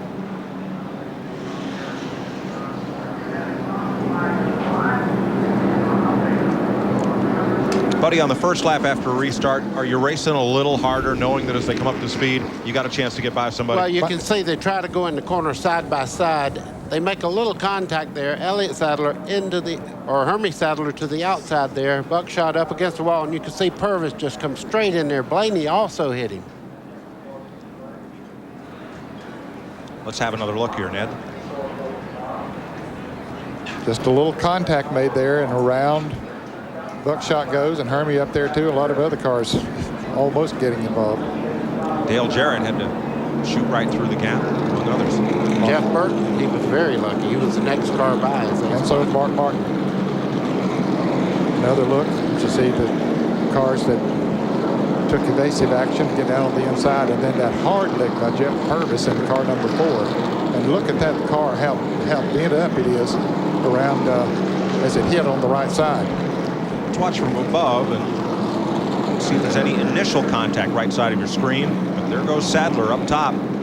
Mike, it don't take much. They just barely rub as they start into turn 3. That put both cars on the spin. You can see Purvis come along. Watch this hit. Oh. That was a hard lick. And from Matt Kenseth's car, the first view we saw. Oh, looks like Jones got sideways first. Yeah, when they made contact getting in the corner there. You've heard that old saying where they say they take the air off the spoiler. That's basically the...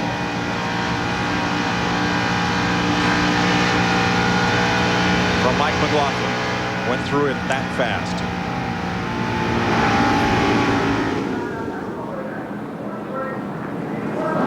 So Blaney behind the wall. Buckshot Jones, a pit stop for repairs. And Hermie Sadler will get a ride to the Care Center. This past Tuesday, one of NASCAR's 50 greatest drivers of all time passed away. Here's Ken Squire. A pioneer of American stock car racing, Tim Flock died this week at age 73 from cancer. He'll be remembered for his 40 victories, twice the national champion, but best remembered for the stories. Like when they told him in '52 he had to run roll bars and then was disqualified.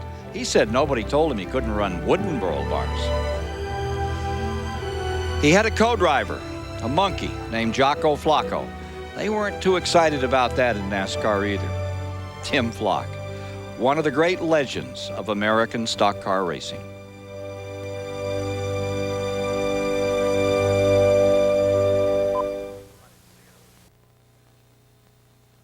In celebration of NASCAR's 50th anniversary, CBS Sports coverage of the Coca-Cola 300 is sponsored by Texaco, a world of energy, and by AutoZone, the best parts in auto parts. Caution still out at 109 laps at Texas Motor Speedway. Yesterday in qualifying, a bit of trouble with the racetrack, but today the track has not been to blame for any of these 5 cautions. Very tight, hard, close-fisted racing has been. Mark Green is your race leader because he took on 2 tires only at the last pit stop.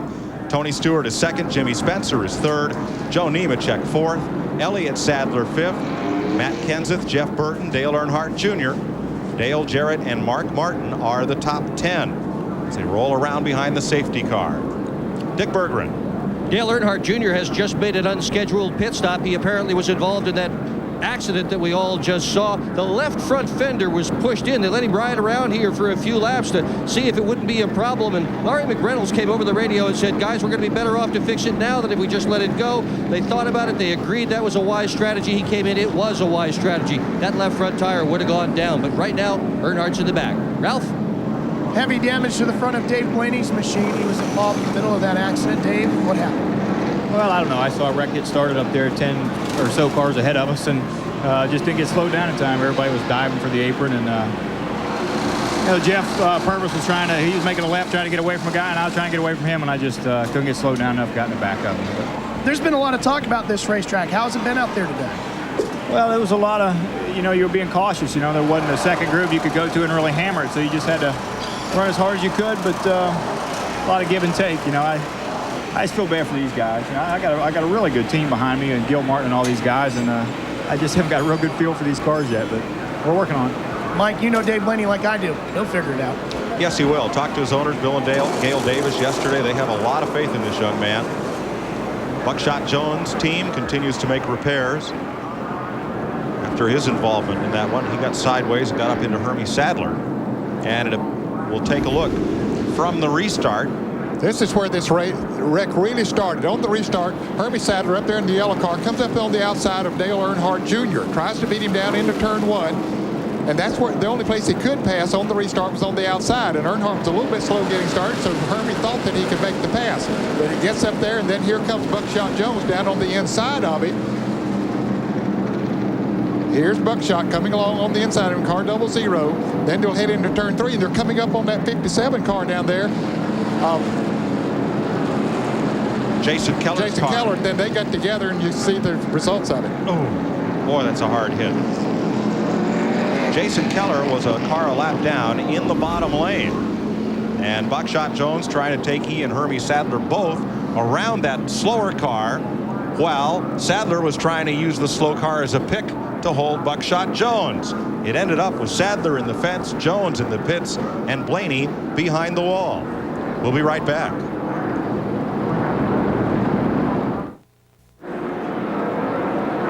Welcome back to Texas Motor Speedway and the Coca-Cola 300. Just past halfway, getting set for a restart. Mike Joy with Buddy Baker, Ned Jarrett. Ned, is this the kind of race you expected to see? Well, a lot of people thought there'd be a lot of action out there, no question about it.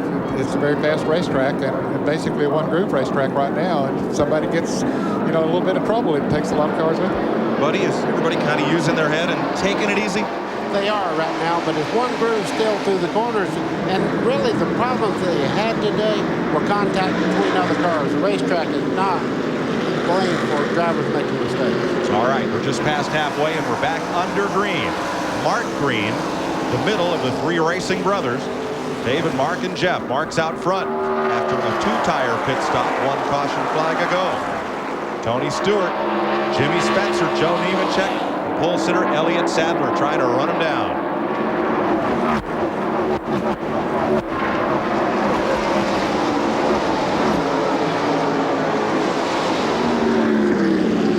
There's a lap car, Morgan Shepherd, 92 there. And Dale Earnhardt Jr. after that stop, trying to fight his way up from 21st position. Well, it's a lot of track position to have to give up. And here's Jimmy Spencer going in for second. And Tony Stewart fights back on the inside as they come in there. Tony Stewart gets sideways. Well, Stewart put two tires down on the flat and hung on to it. This could get big.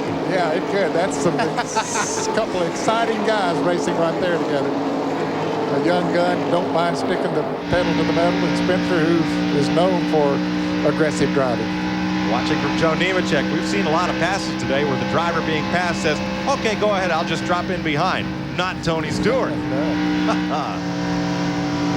For more on Jimmy Spencer, Ralph Sheen. Mike, he was a little bit tight-toed. To free him up, they took a round and a half of wedge out of the right side, plus they put two scuff tires only on the right side and then filled them up with gas. Jimmy said, guys, if we hit this right, I guarantee I'm leading in 5 laps. Let's start counting. Tony Stewart's signature must have been on the warranty because it hasn't quite happened. Got to be impressed with Mark Green still leading up there as we watch Dale Earnhardt Jr. And Earnhardt, who started 19th, up to 20th there. Oh, a little smoke from the back. Tire rough? Yeah, it could be, Mike. Left rear, right there maybe. At the corner as he follows Michael Waltrip in car number 21. We'll go around Blaze Alexander. Let's set again. Hopefully he'll wear that square shoulder off of the radial tire and quit smoking. Hopefully that's what will happen. Blaze Alexander drops to the back of the field, and we'll head for pit road. Up front, Jimmy Spencer. Want to make it interesting for Tony Stewart's number 44 here.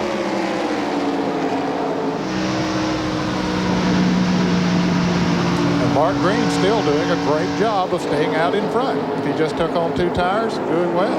Here's Alexander headed for pit road. Dale Earnhardt Jr. just dropped underneath Michael Waltrip, trying to get that spot away. Up front, they're closing in on Mark Green.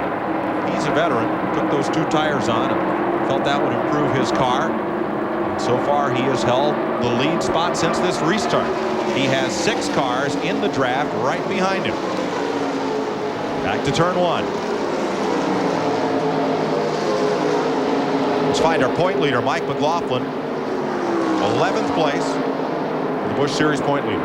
Not getting off the corner very well. You can see right now the 10 car there of Phil Parsons is moving right up on him when they accelerate out of the corner. So right now he's struggling to hang on. McLaughlin battles Parsons. Leaders get away from them just a little bit. And up front for the lead, it's tightening up just a bit. 7 cars linked together from left to right. Mark Green, Tony Stewart, Jimmy Spencer, the blue car, Joe Nemechek, the black machine, Elliott Sadler, Matt Kenseth, Jeff Burton, all linked together. Here comes Jeff Burton making a move now on the 17 cars. They come down the front straightaway. Matt Kenseth, if he can get close enough, he didn't quite make it, Ned. No, he thought he had a run, but just couldn't quite pull up the side of it before they got to the turn, but he's working on it now. I'll show you what happened to Blaze Alexander, the number 20 car that went to the pits. Had a bump with the wall. Number 20 is Alexander. Yeah, he got to the wall right there at our camera. And yeah, he's taking his car behind the wall now into the garage area.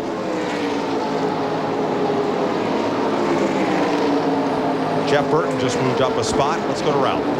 Well, Blaze Alexander is sitting here in his race car. Blaze, there's a trail of fluid behind you. What's the problem? We've been fighting a push all day, and I just got up and smacked the wall there, and it broke the fuel pump. I think we're out. I don't know if they're going to try and fix it, but we'll be back with the rescue engine formula car next week there at Hickory. Side by side, second place, Jimmy Spencer. Mr. Excitement rolls up into second. Puts Tony Stewart back to third. Your leader is Mark Green.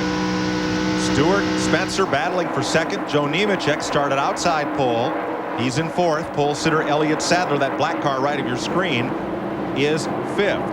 5 caution flags thus far, and they have sent nearly a dozen cars to the garage.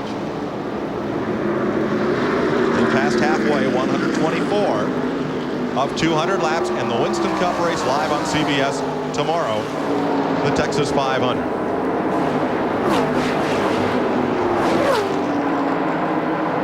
Mark, we've talked about that impressive run by Mark Green. He's still staying out there. Now, Spencer's coming up on him now. But if he just took on 2 tires, I'll guarantee you there are a lot of crew chiefs down in the garage area for those cars tomorrow that will be looking at that and say, hey, he's running good on those 2 tires. We might be able to do that to get track position tomorrow. Green holding his own. Dale Earnhardt Jr. and Andy Santerre, the rookie from Maine. 16th position changes hands. Earnhardt fighting his way back. Restarted 19th.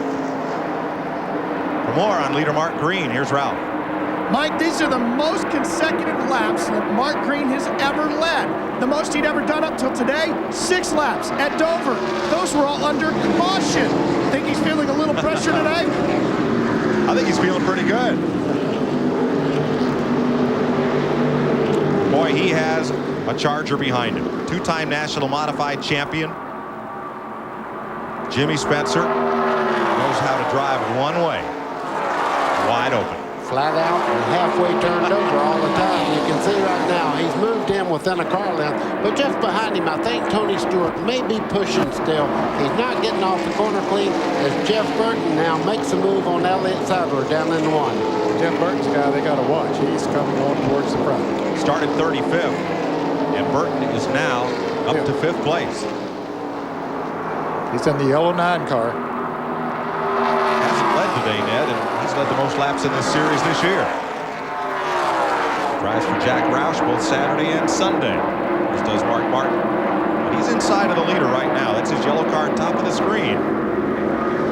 The Racing Brothers from South Boston, Virginia. I talked to him yesterday. He loves this racetrack. As a matter of fact, got his first Super Speedway win here last year in the Winston Cup race.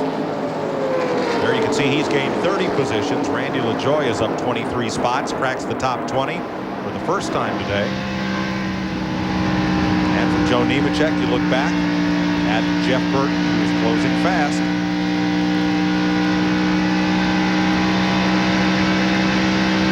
Still 28 cars on the lead lap. And Nemechek gets busy. He's going after Tony Stewart. Took a look. Down to the inside. Has he got enough room? Oh, still looking. As they head off the corner there, you can see Nemechek down low.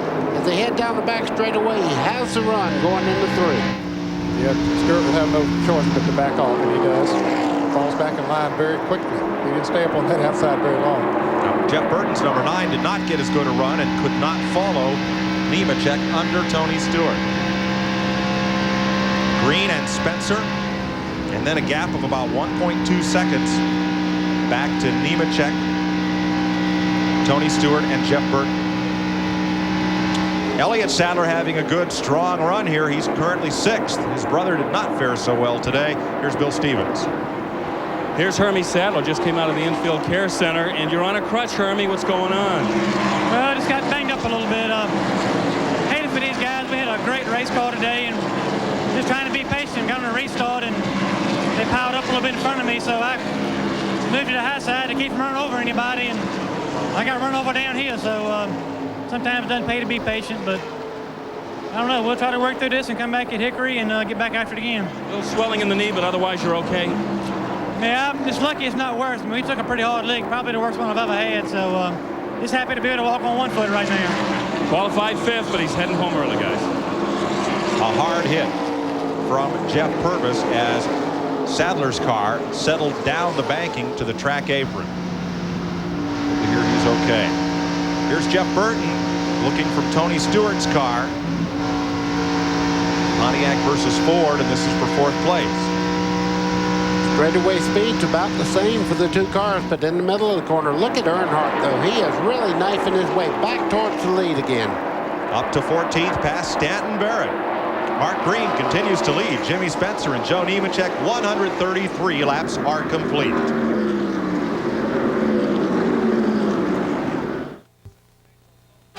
This CBS Sports Race Summary is sponsored by AutoZone, the best parts in auto parts.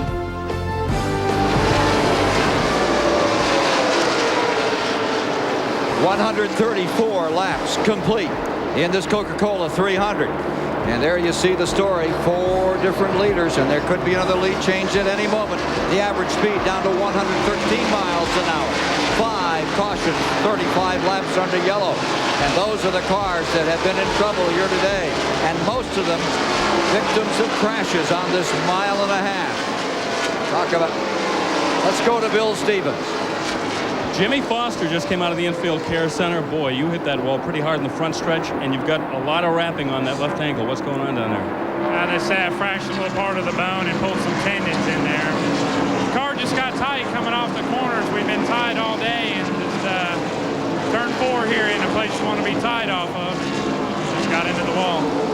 Tough break. He also qualified well like Hermie Sadler. He started 9th. Jimmy Foster having a tough rookie season. Mark Green, his best career finish, 5th at Charlotte last October. A track designed to be very similar to Texas. And he's finding this track to his liking as he leads Jimmy Spencer and Joe Nemechek. Tony Stewart in 4th, Jeff Burton closing in 5th. And pole sitter Elliott Sadler, Matt Kenseth, Mike Dillon, Dale Jarrett, Mark Martin. The rest of the top 10.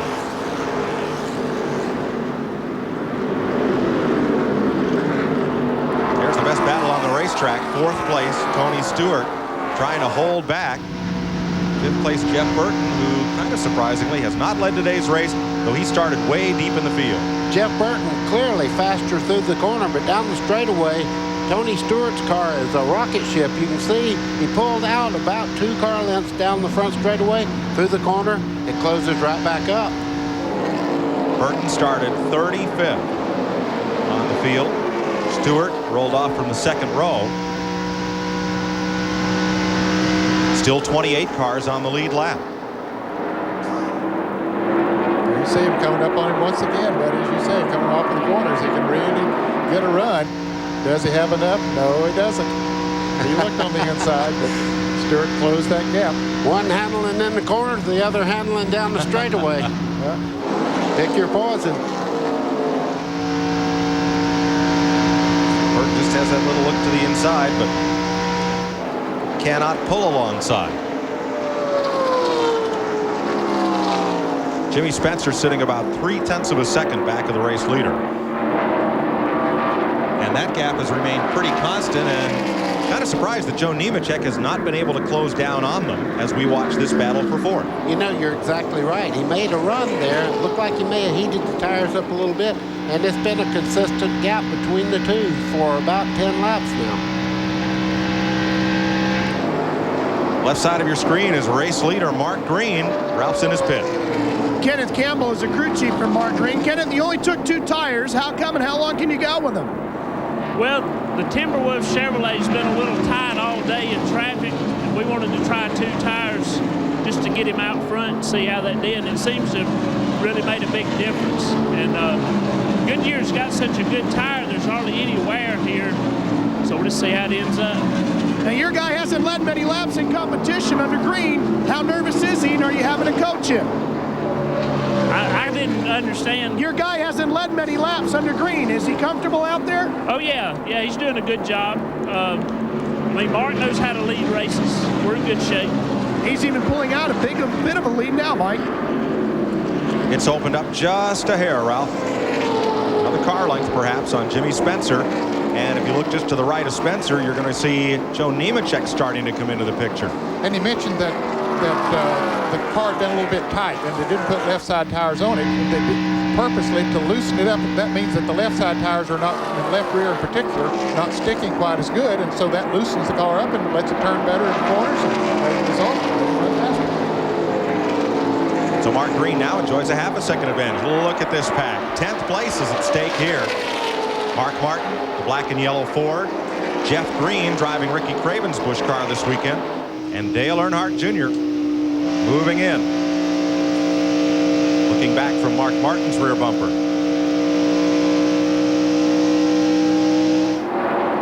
Now Jeff Green's a driver. He's in a bit of transition with his Winston Cup operation. Taking a bit of a hiatus. They've changed some personnel. They're going to take a step back and regroup and come back. Things have not been going too well for them in the 29 car in Winston Cup, so decided to take off for a few weeks, and that left Jeff open. Ricky needed a driver for his Busch car, and so here he is. Well, Gary Bechtel's real smart in that respect. He gives him an opportunity to go race some while they regroup and get right for the rest of the year. And they will. Riding with Matt Kenseth. He's running in 7th place here in Texas.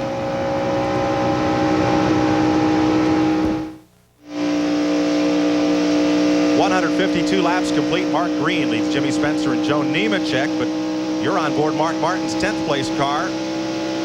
Looking at a mirror full of Dale Earnhardt Jr. and up front for the lead. Almost 3 wide into turn 3. That wasn't quite going to work, and Jimmy Spencer kind of eased out of it. That would have been a huge wreck if Jimmy Spencer had not got on the brakes hard getting in the corner over there.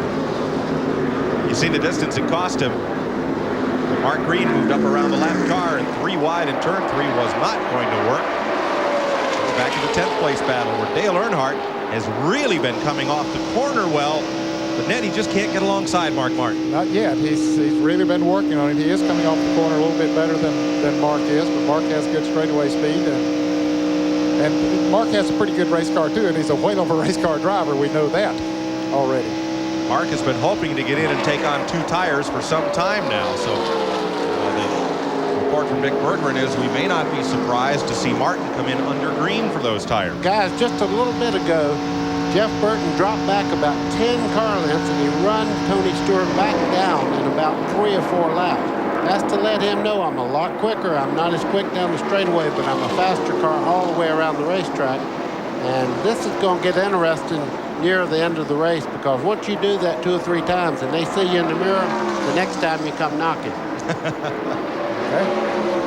See how that works. Let's check with Dick Berggren. Well, the next pit stop will surely be the last pit stop, Mike. They have a 3-tire rule here. They're only allowed to have 3 sets. That's just kind of one of the rules of the game in this series. They've taken 2, so they've kind of hung out there. You know, we've had some yellow flags. You might have thought that these guys would have come in and taken some tires, but no, they wanted to save it until the very end. So when they come in, pretty well count on some interesting tire strategies. They've all been watching Mark Green, who only took 2. We'll probably see some guys take 2. Then we'll see some guys take none. Let's go to Ralph. Matt Kenseth just dove down pit road. They took on 2 right side tires. That should be his last stop of the day as well. Matt Kenseth was in 7th place as you ride off pit road with him. The Lycos onboard camera. Kenseth started 24th, had a 10.1 second pit stop for 2 tires and enough fuel to finish the race. So pit stops for lead lap cars are beginning. And you see Jeff Burton has gotten around Tony Stewart, and here comes Elliott Sadler. That's 4th place for Burton. Ned, it don't change year from year. When you back off and let that car know you're much quicker and you run back up on him again, Tony Stewart did a very smart thing there, because right at the moment, Jeff Burton is running so much better all the way around the racetrack, not just down the straightaways. So now here comes Sadler, the pole sitter, last week's winner at Bristol, to put the pressure on Tony Stewart. This now becomes a battle for 5th place. Ken Squire. Well, these Green brothers are having a great time down here in Texas. Here's Mark Green, the middle brother, leading in this Coca-Cola 300. His older brother will be starting in 9th position in the Texas 500 tomorrow here on CBS. That's David Green. And, of course, Jeff Green is right in here, now running in 11th position. So the Greens of Owensboro, Kentucky are looking mighty proud right now in the Lone Star State. Here's Bill Stevens. Well, when Mark Green qualified 20th, I asked his crew chief earlier this week, well, are you worried about your driver in traffic? He says, not really. Look what happened in Daytona. Well, I looked it up. They started 40th down there, and he finished 14th. He knows what he's doing. Mark Martin is in. As Dick Berggren predicted, they may come in under Green and 4 tires. And Dick is waiting on Mark. Dick? And he's going to just looks like a 2-tire shot, Mike, which is exactly what they had hoped for. They've got the wedge wrench in the roof of the car to try to adjust the chassis. There it goes, 1 round, 2 rounds, 3 rounds in the back end. Just 2, and he is gone under Green. 11.3 seconds. 23 seconds. Lead battle, turn 3 this time. Jimmy Spencer's got some racing room outside Mark Green. And holding the throttle down as they rocket off turn 4, you can see Spencer on the outside there trying to make this pass the hard way. Wow, I never thought it'd be done. Is it going to be done? No, not turn 1. I don't think so. Great run through 3 and 4 for Spencer, but he dropped back in turn 1. Buddy, what's the difference between getting into turn 3 and getting into turn 1 2 abreast? It's just a little bit of a different transaction getting into turn 1. Most of the drivers say it's very, very tricky there. You have to be very careful getting in the corner. But Spencer isn't through yet. He's fighting back again.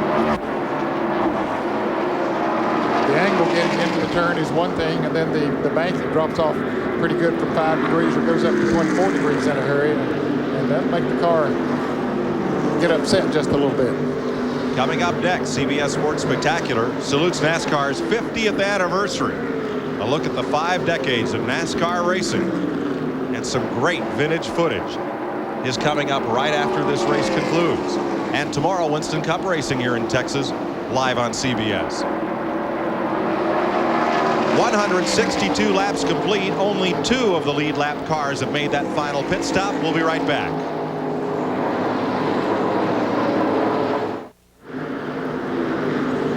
Mark Green has taken a big gamble. He pitted for fuel only. It took him 8.5 seconds.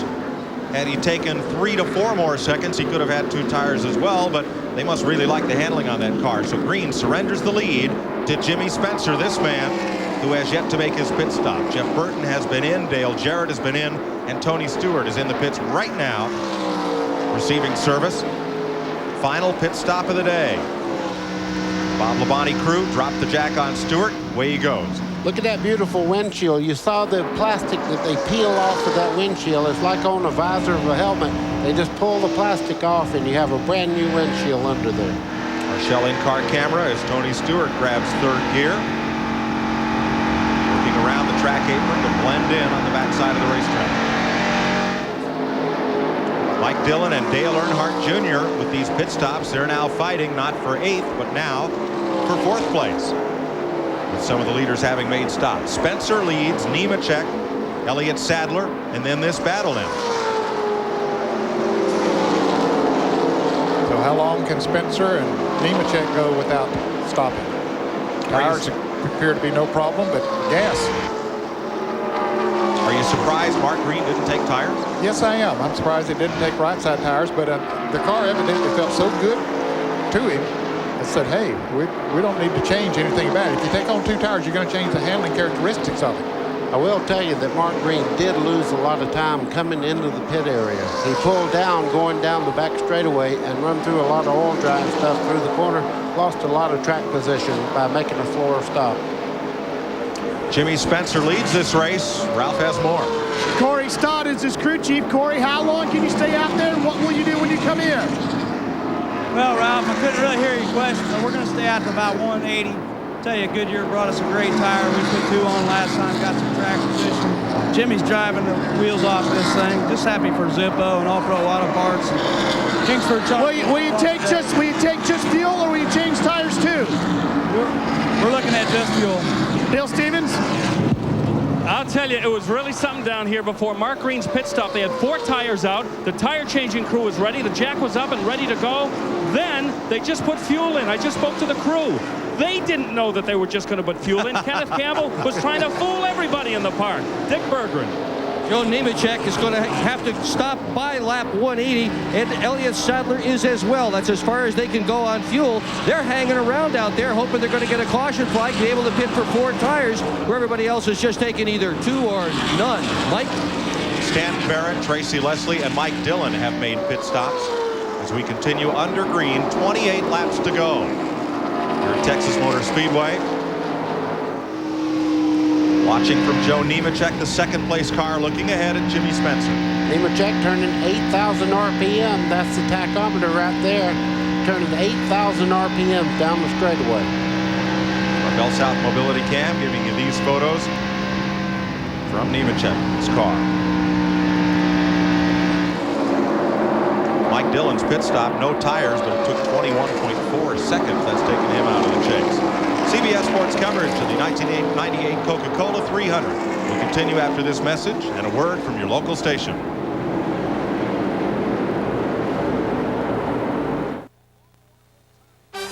In celebration of NASCAR's 50th anniversary, CBS Sports coverage of the Coca-Cola 300 is sponsored by the 6,200 Napa Auto Parts stores nationwide and by Wrangler.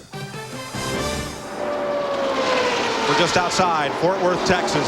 Texas Motor Speedway. Jimmy Spencer, Joe Nemechek.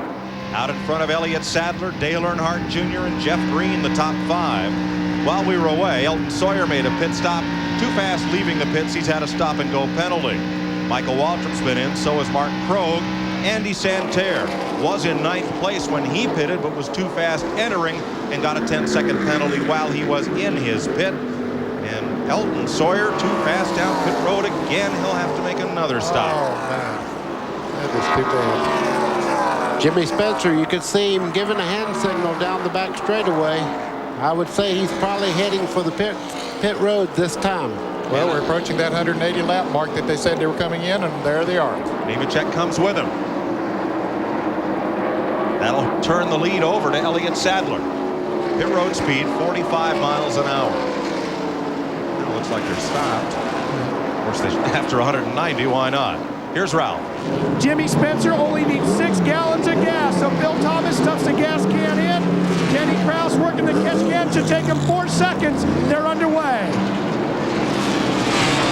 Dick Berggren. Joe Nemechek gambles, no tires, fuel only, he's out, but Spencer beats him out of pit road.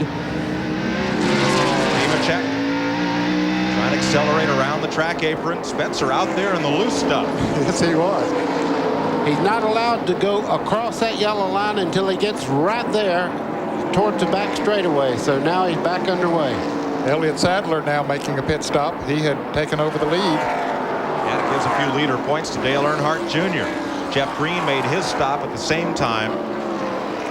And here's Sadler. Gas only.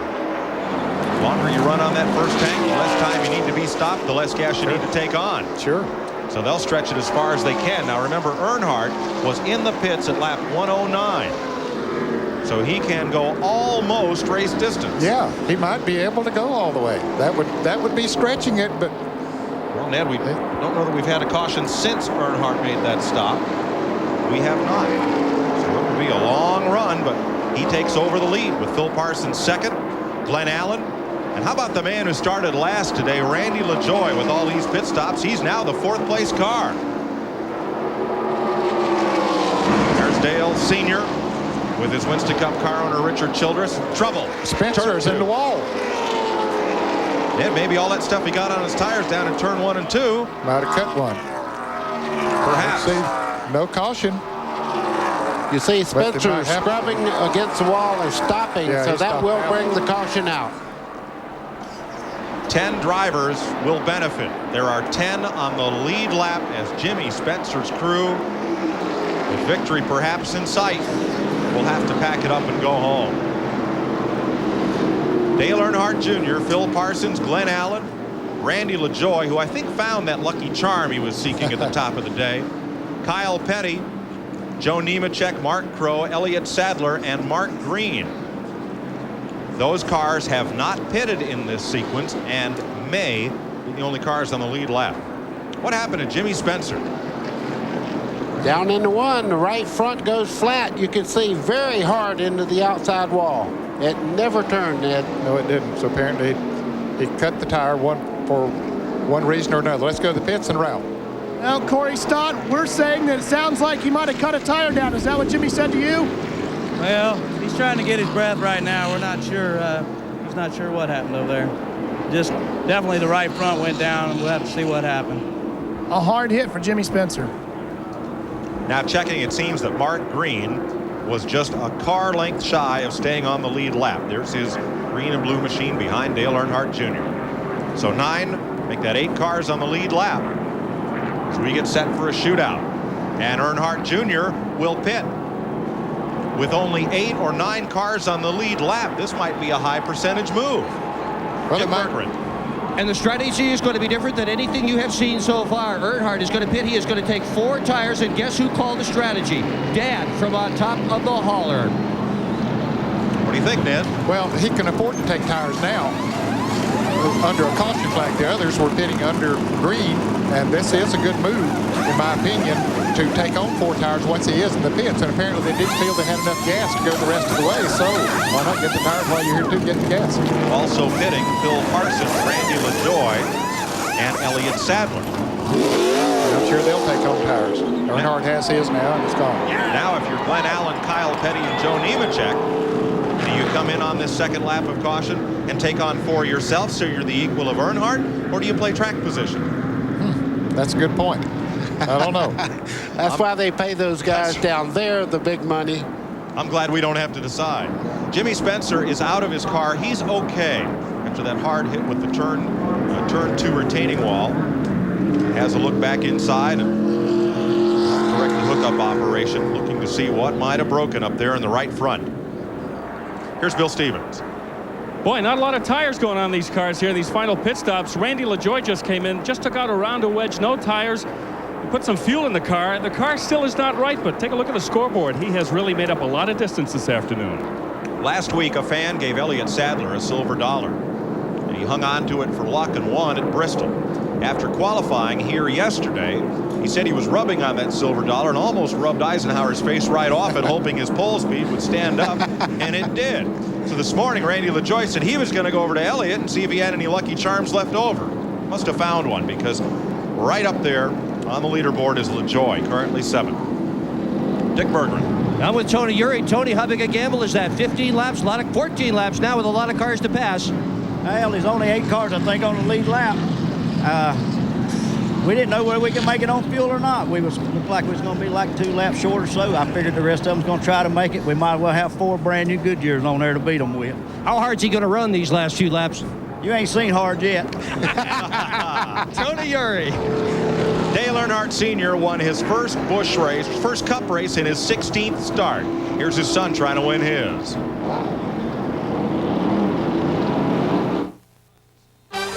This CBS Sports Race Summary is sponsored by Texaco, a world of energy. We're heading for a 12-lap shootout. 7 leaders, 10 lead changes, 6 cautions for 38 laps.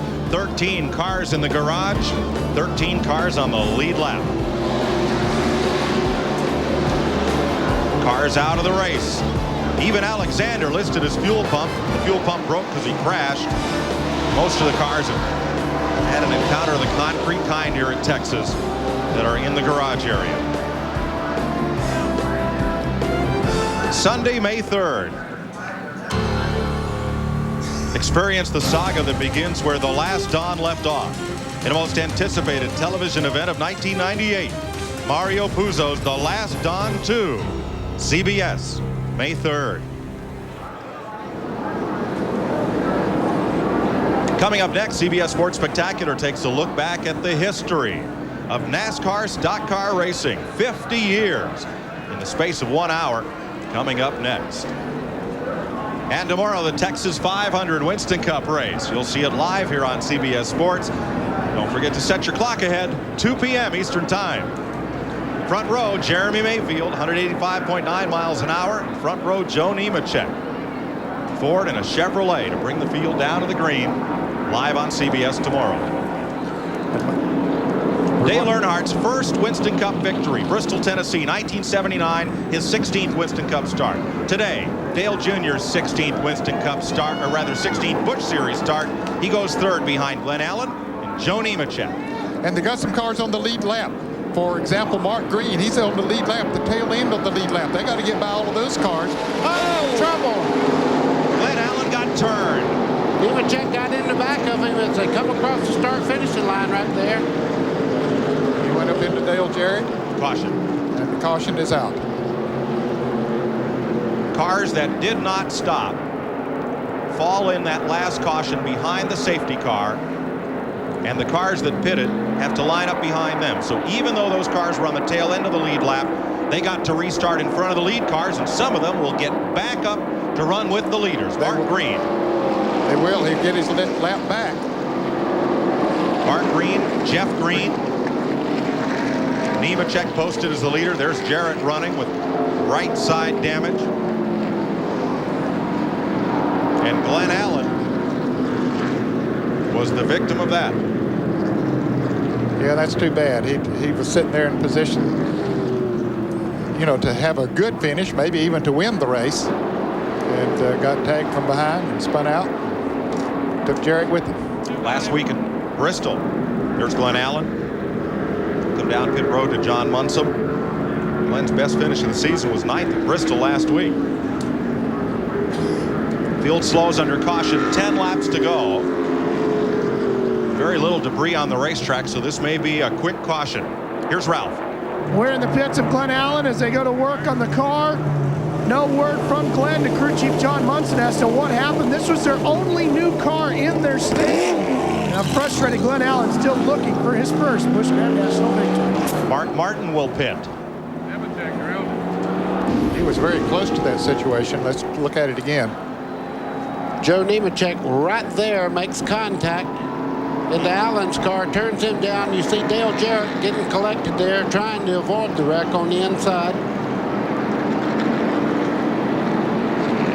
Wonder if Allen was fully up to speed. Here's another look. Now watch those 2 cars at the bottom left of your screen. And Nemechek really gets on the accelerator. He has good speed going there and just wham right into the back of him. Ned, I think Allen, compared to the cars on the inside lane, was backing up. Perhaps he missed his shift. Who knows?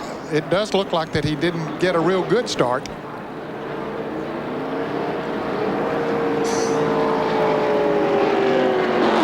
Jarrett tried to take evasive action there in the 32. Just couldn't get far enough away from Allen. Glenn Allen's best career finish was 4th at Homestead last November. Thought he could improve on that today. They're going to get this restarted. It's going to be a shootout with Nemechek leading Earnhardt Jr. and Phil Parsons.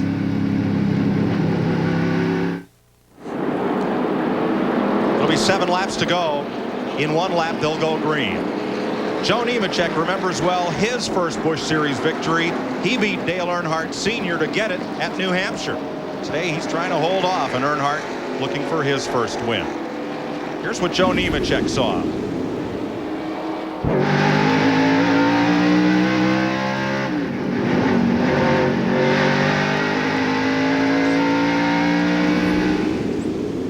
It was hard to tell if Glenn Allen, I don't think that he was up to speed compared to the cars that were on the inside of him, certainly not to Nemechek.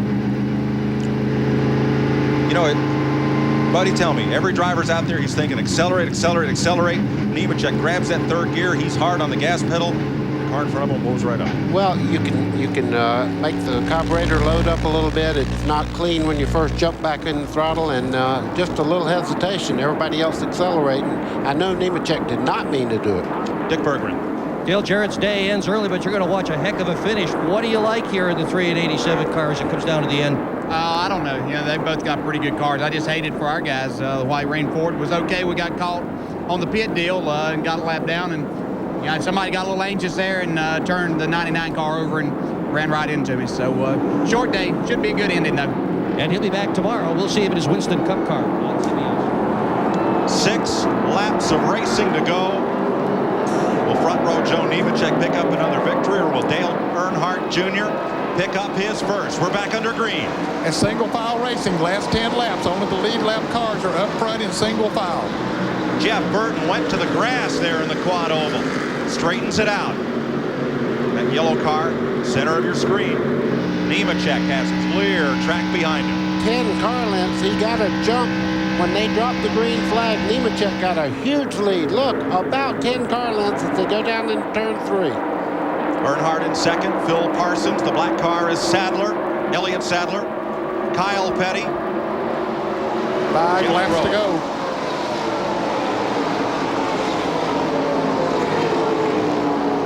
Earnhardt is closing. Half a second at the start-finish line. And behind him is closing up 2.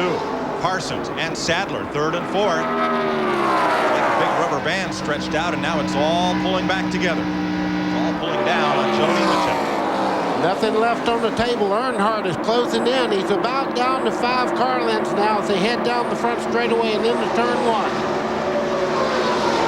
Phil Parsons has had sort of a tough year. So it's good to see him up there running for the win, but he's about to get past Elliott Sadler making a move on the inside. Car in the wall, turn 2. One car spinning, sliding. Stanton Barrett is in the fence. This might be the run to the flag. 4 laps to go, 3 when they come by. Barrett's car gets going. No caution. We stay green. And Earnhardt closes up to 0.3 of a second behind the leader. That's more like 3 car lengths as they go down into turn 1. Now they work their way towards the back straightaway. It looks like Earnhardt definitely has the faster of the 2 cars. He's gaining about 1/10 of a second a lap.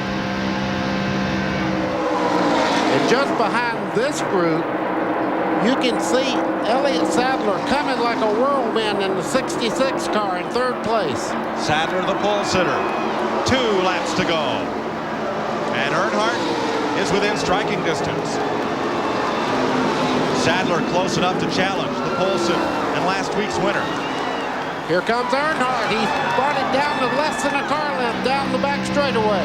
Boy, does he get off the corner. He does. That car has been hooked up all day. We've talked about it several times, and right now is when it really counts. We'll get the white flag this time. And he's got to run. Oh, he's got him loose coming down. He makes the move on the inside, Mike.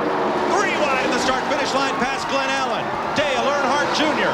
into turn 1 with the lead. Does Nemechek have anything to battle back? What a great drive by Earnhardt to get by Nemechek. Got him loose coming out of the corner, and here comes Elliott Sadler. This isn't over. Sadler underneath Nemechek. Takes over 2nd spot.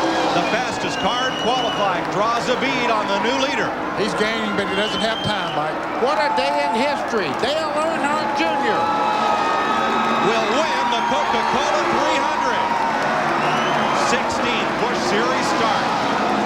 And here's trouble as we come across the start-finish line. Jeff Green is hitting the wall. And everybody will miss him.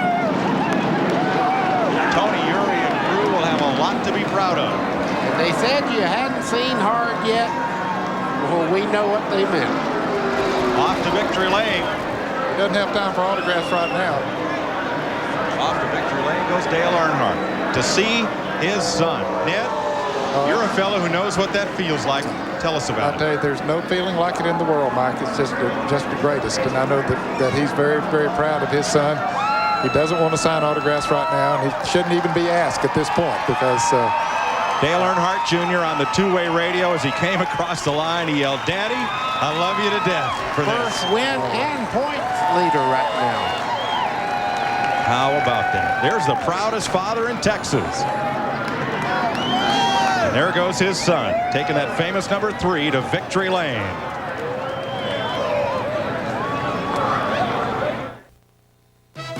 In celebration of NASCAR's 50th anniversary, CBS Sports coverage of the Coca-Cola 300 is sponsored by Coca-Cola. Always for the fans. Always Coca-Cola.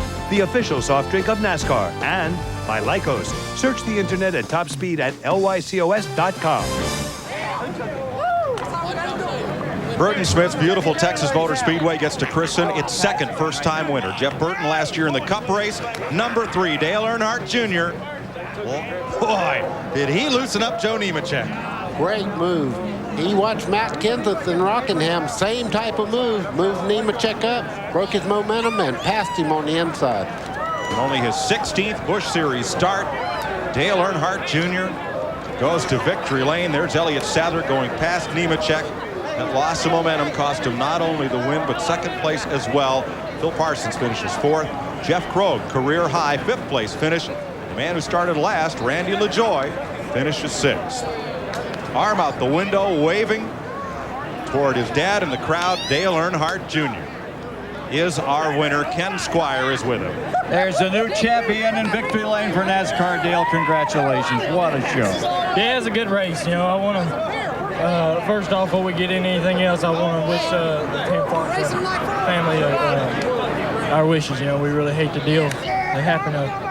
But it was a good race, and I want to say hey to my mom and all my family back home in Mooresville, my boys in Mooresville, Josh Schneider, and it's a good race. I want to thank AC Delco and Chevrolet and Coca-Cola and Food City, of course, all them people. How about that pit crew? We finally got it right in the pits. How about that coach you had there for that last 50 miles? Man, I tell you what, I wouldn't rather have anybody else on the radio than Dale Earnhardt, but he makes me nervous, I'll tell you what. How nervous did he make you? Well, we had to calm him down a little bit. We're all getting right up. It's just a good old time, I'm telling you.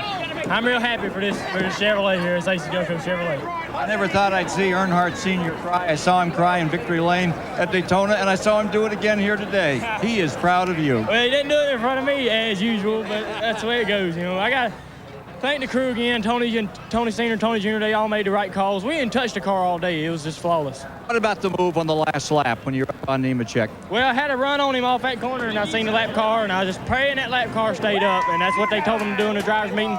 And these guys are, you know, all these guys we race against race with respect, and you know, he gained a little more today. I hate he got in front of Joe like that, but I got a run on him, would have got underneath him regardless whether the lap car was there or not. Dale, beautifully executed. Congratulations. Yeah, we're going to get some more. Don't worry about that. All right, here's Mike Joy. Boy, bad news for the rest of the field. There's a new sheriff in town, and it's Dale Earnhardt Jr. The kid straps on his dad's gun, guns him down here in Texas. Elliott Sadler finishes up 2nd. Joe Nemechek 3rd. Phil Parsons 4th. Jeff Krogh a career high. And Randy LaJoie comes from last to 6th. Mark Green, Matt Kenseth, Jeff Green, Jeff Burton, Mike McLaughlin, the point leader, was the point leader. Kyle Petty and Tim Fedowa round out the cars on the lead lap. Then Dillon, Stewart, Barrier, Waltrip, and Leslie. Rookie Andy Santerre, Mark Krogh, Mark Martin, Glenn Allen, Stanton Barrett, Mike Culp, Lance Hooper, Jason Keller, Elliott Sawyer, Buckshot Jones, and then in the garage, Dale Jarrett. Shane Hall was running. Everyone from there on back finished this one out of the race, almost all of them due to crash damage. Burton Smith's beautiful new speed plan has given us a whale of a race. They put out t-shirts here this week that said, "Shut up and drive. Don't complain about the track, just come here and run it." These fellas did it. Dale Earnhardt takes over the point lead in the Busch Series over Elliott Sadler, Mike McLaughlin, Matt Kenseth, Randy LaJoie, Buckshot Jones. Mark Green, Hermie Sadler, Jeff Burton, all within 200 points of the lead. Elton Sawyer, Jason Keller, Mike Dillon, the rest of your point standing leaders. What a finish, what a winner. All right, you talk about, they said shut up and drive. Dale Earnhardt Jr. did just that. What a great drive. How can he have that much talent without, he really hadn't had a full season in Busch Grand National. Here he is in Winter Circle already. Evidently a natural-born talent that's taking and making the best of it. He did a great race all day long. Good pit strategy there at the end. Put on those 4 tires, gave him good traction, and right back to the front he went. Buddy, what'd your dad say when you won your first race? Well, we hugged, and I tell you what, I know how Dale Earnhardt Jr. feels. I don't know how Dale himself feels, but I guarantee you he couldn't be prouder if he had won. Ned does, as his son has won many, many times here. Coming up next, CBS Sports Spectacular salute to NASCAR's 50th anniversary, and tomorrow, the Texas 500 NASCAR Winston Cup race. 2 p.m. Eastern time. Set your clocks ahead 1 hour so you don't miss the start. 50 years of NASCAR, 5 decades in 1 hour on CBS Sports Spectacular next.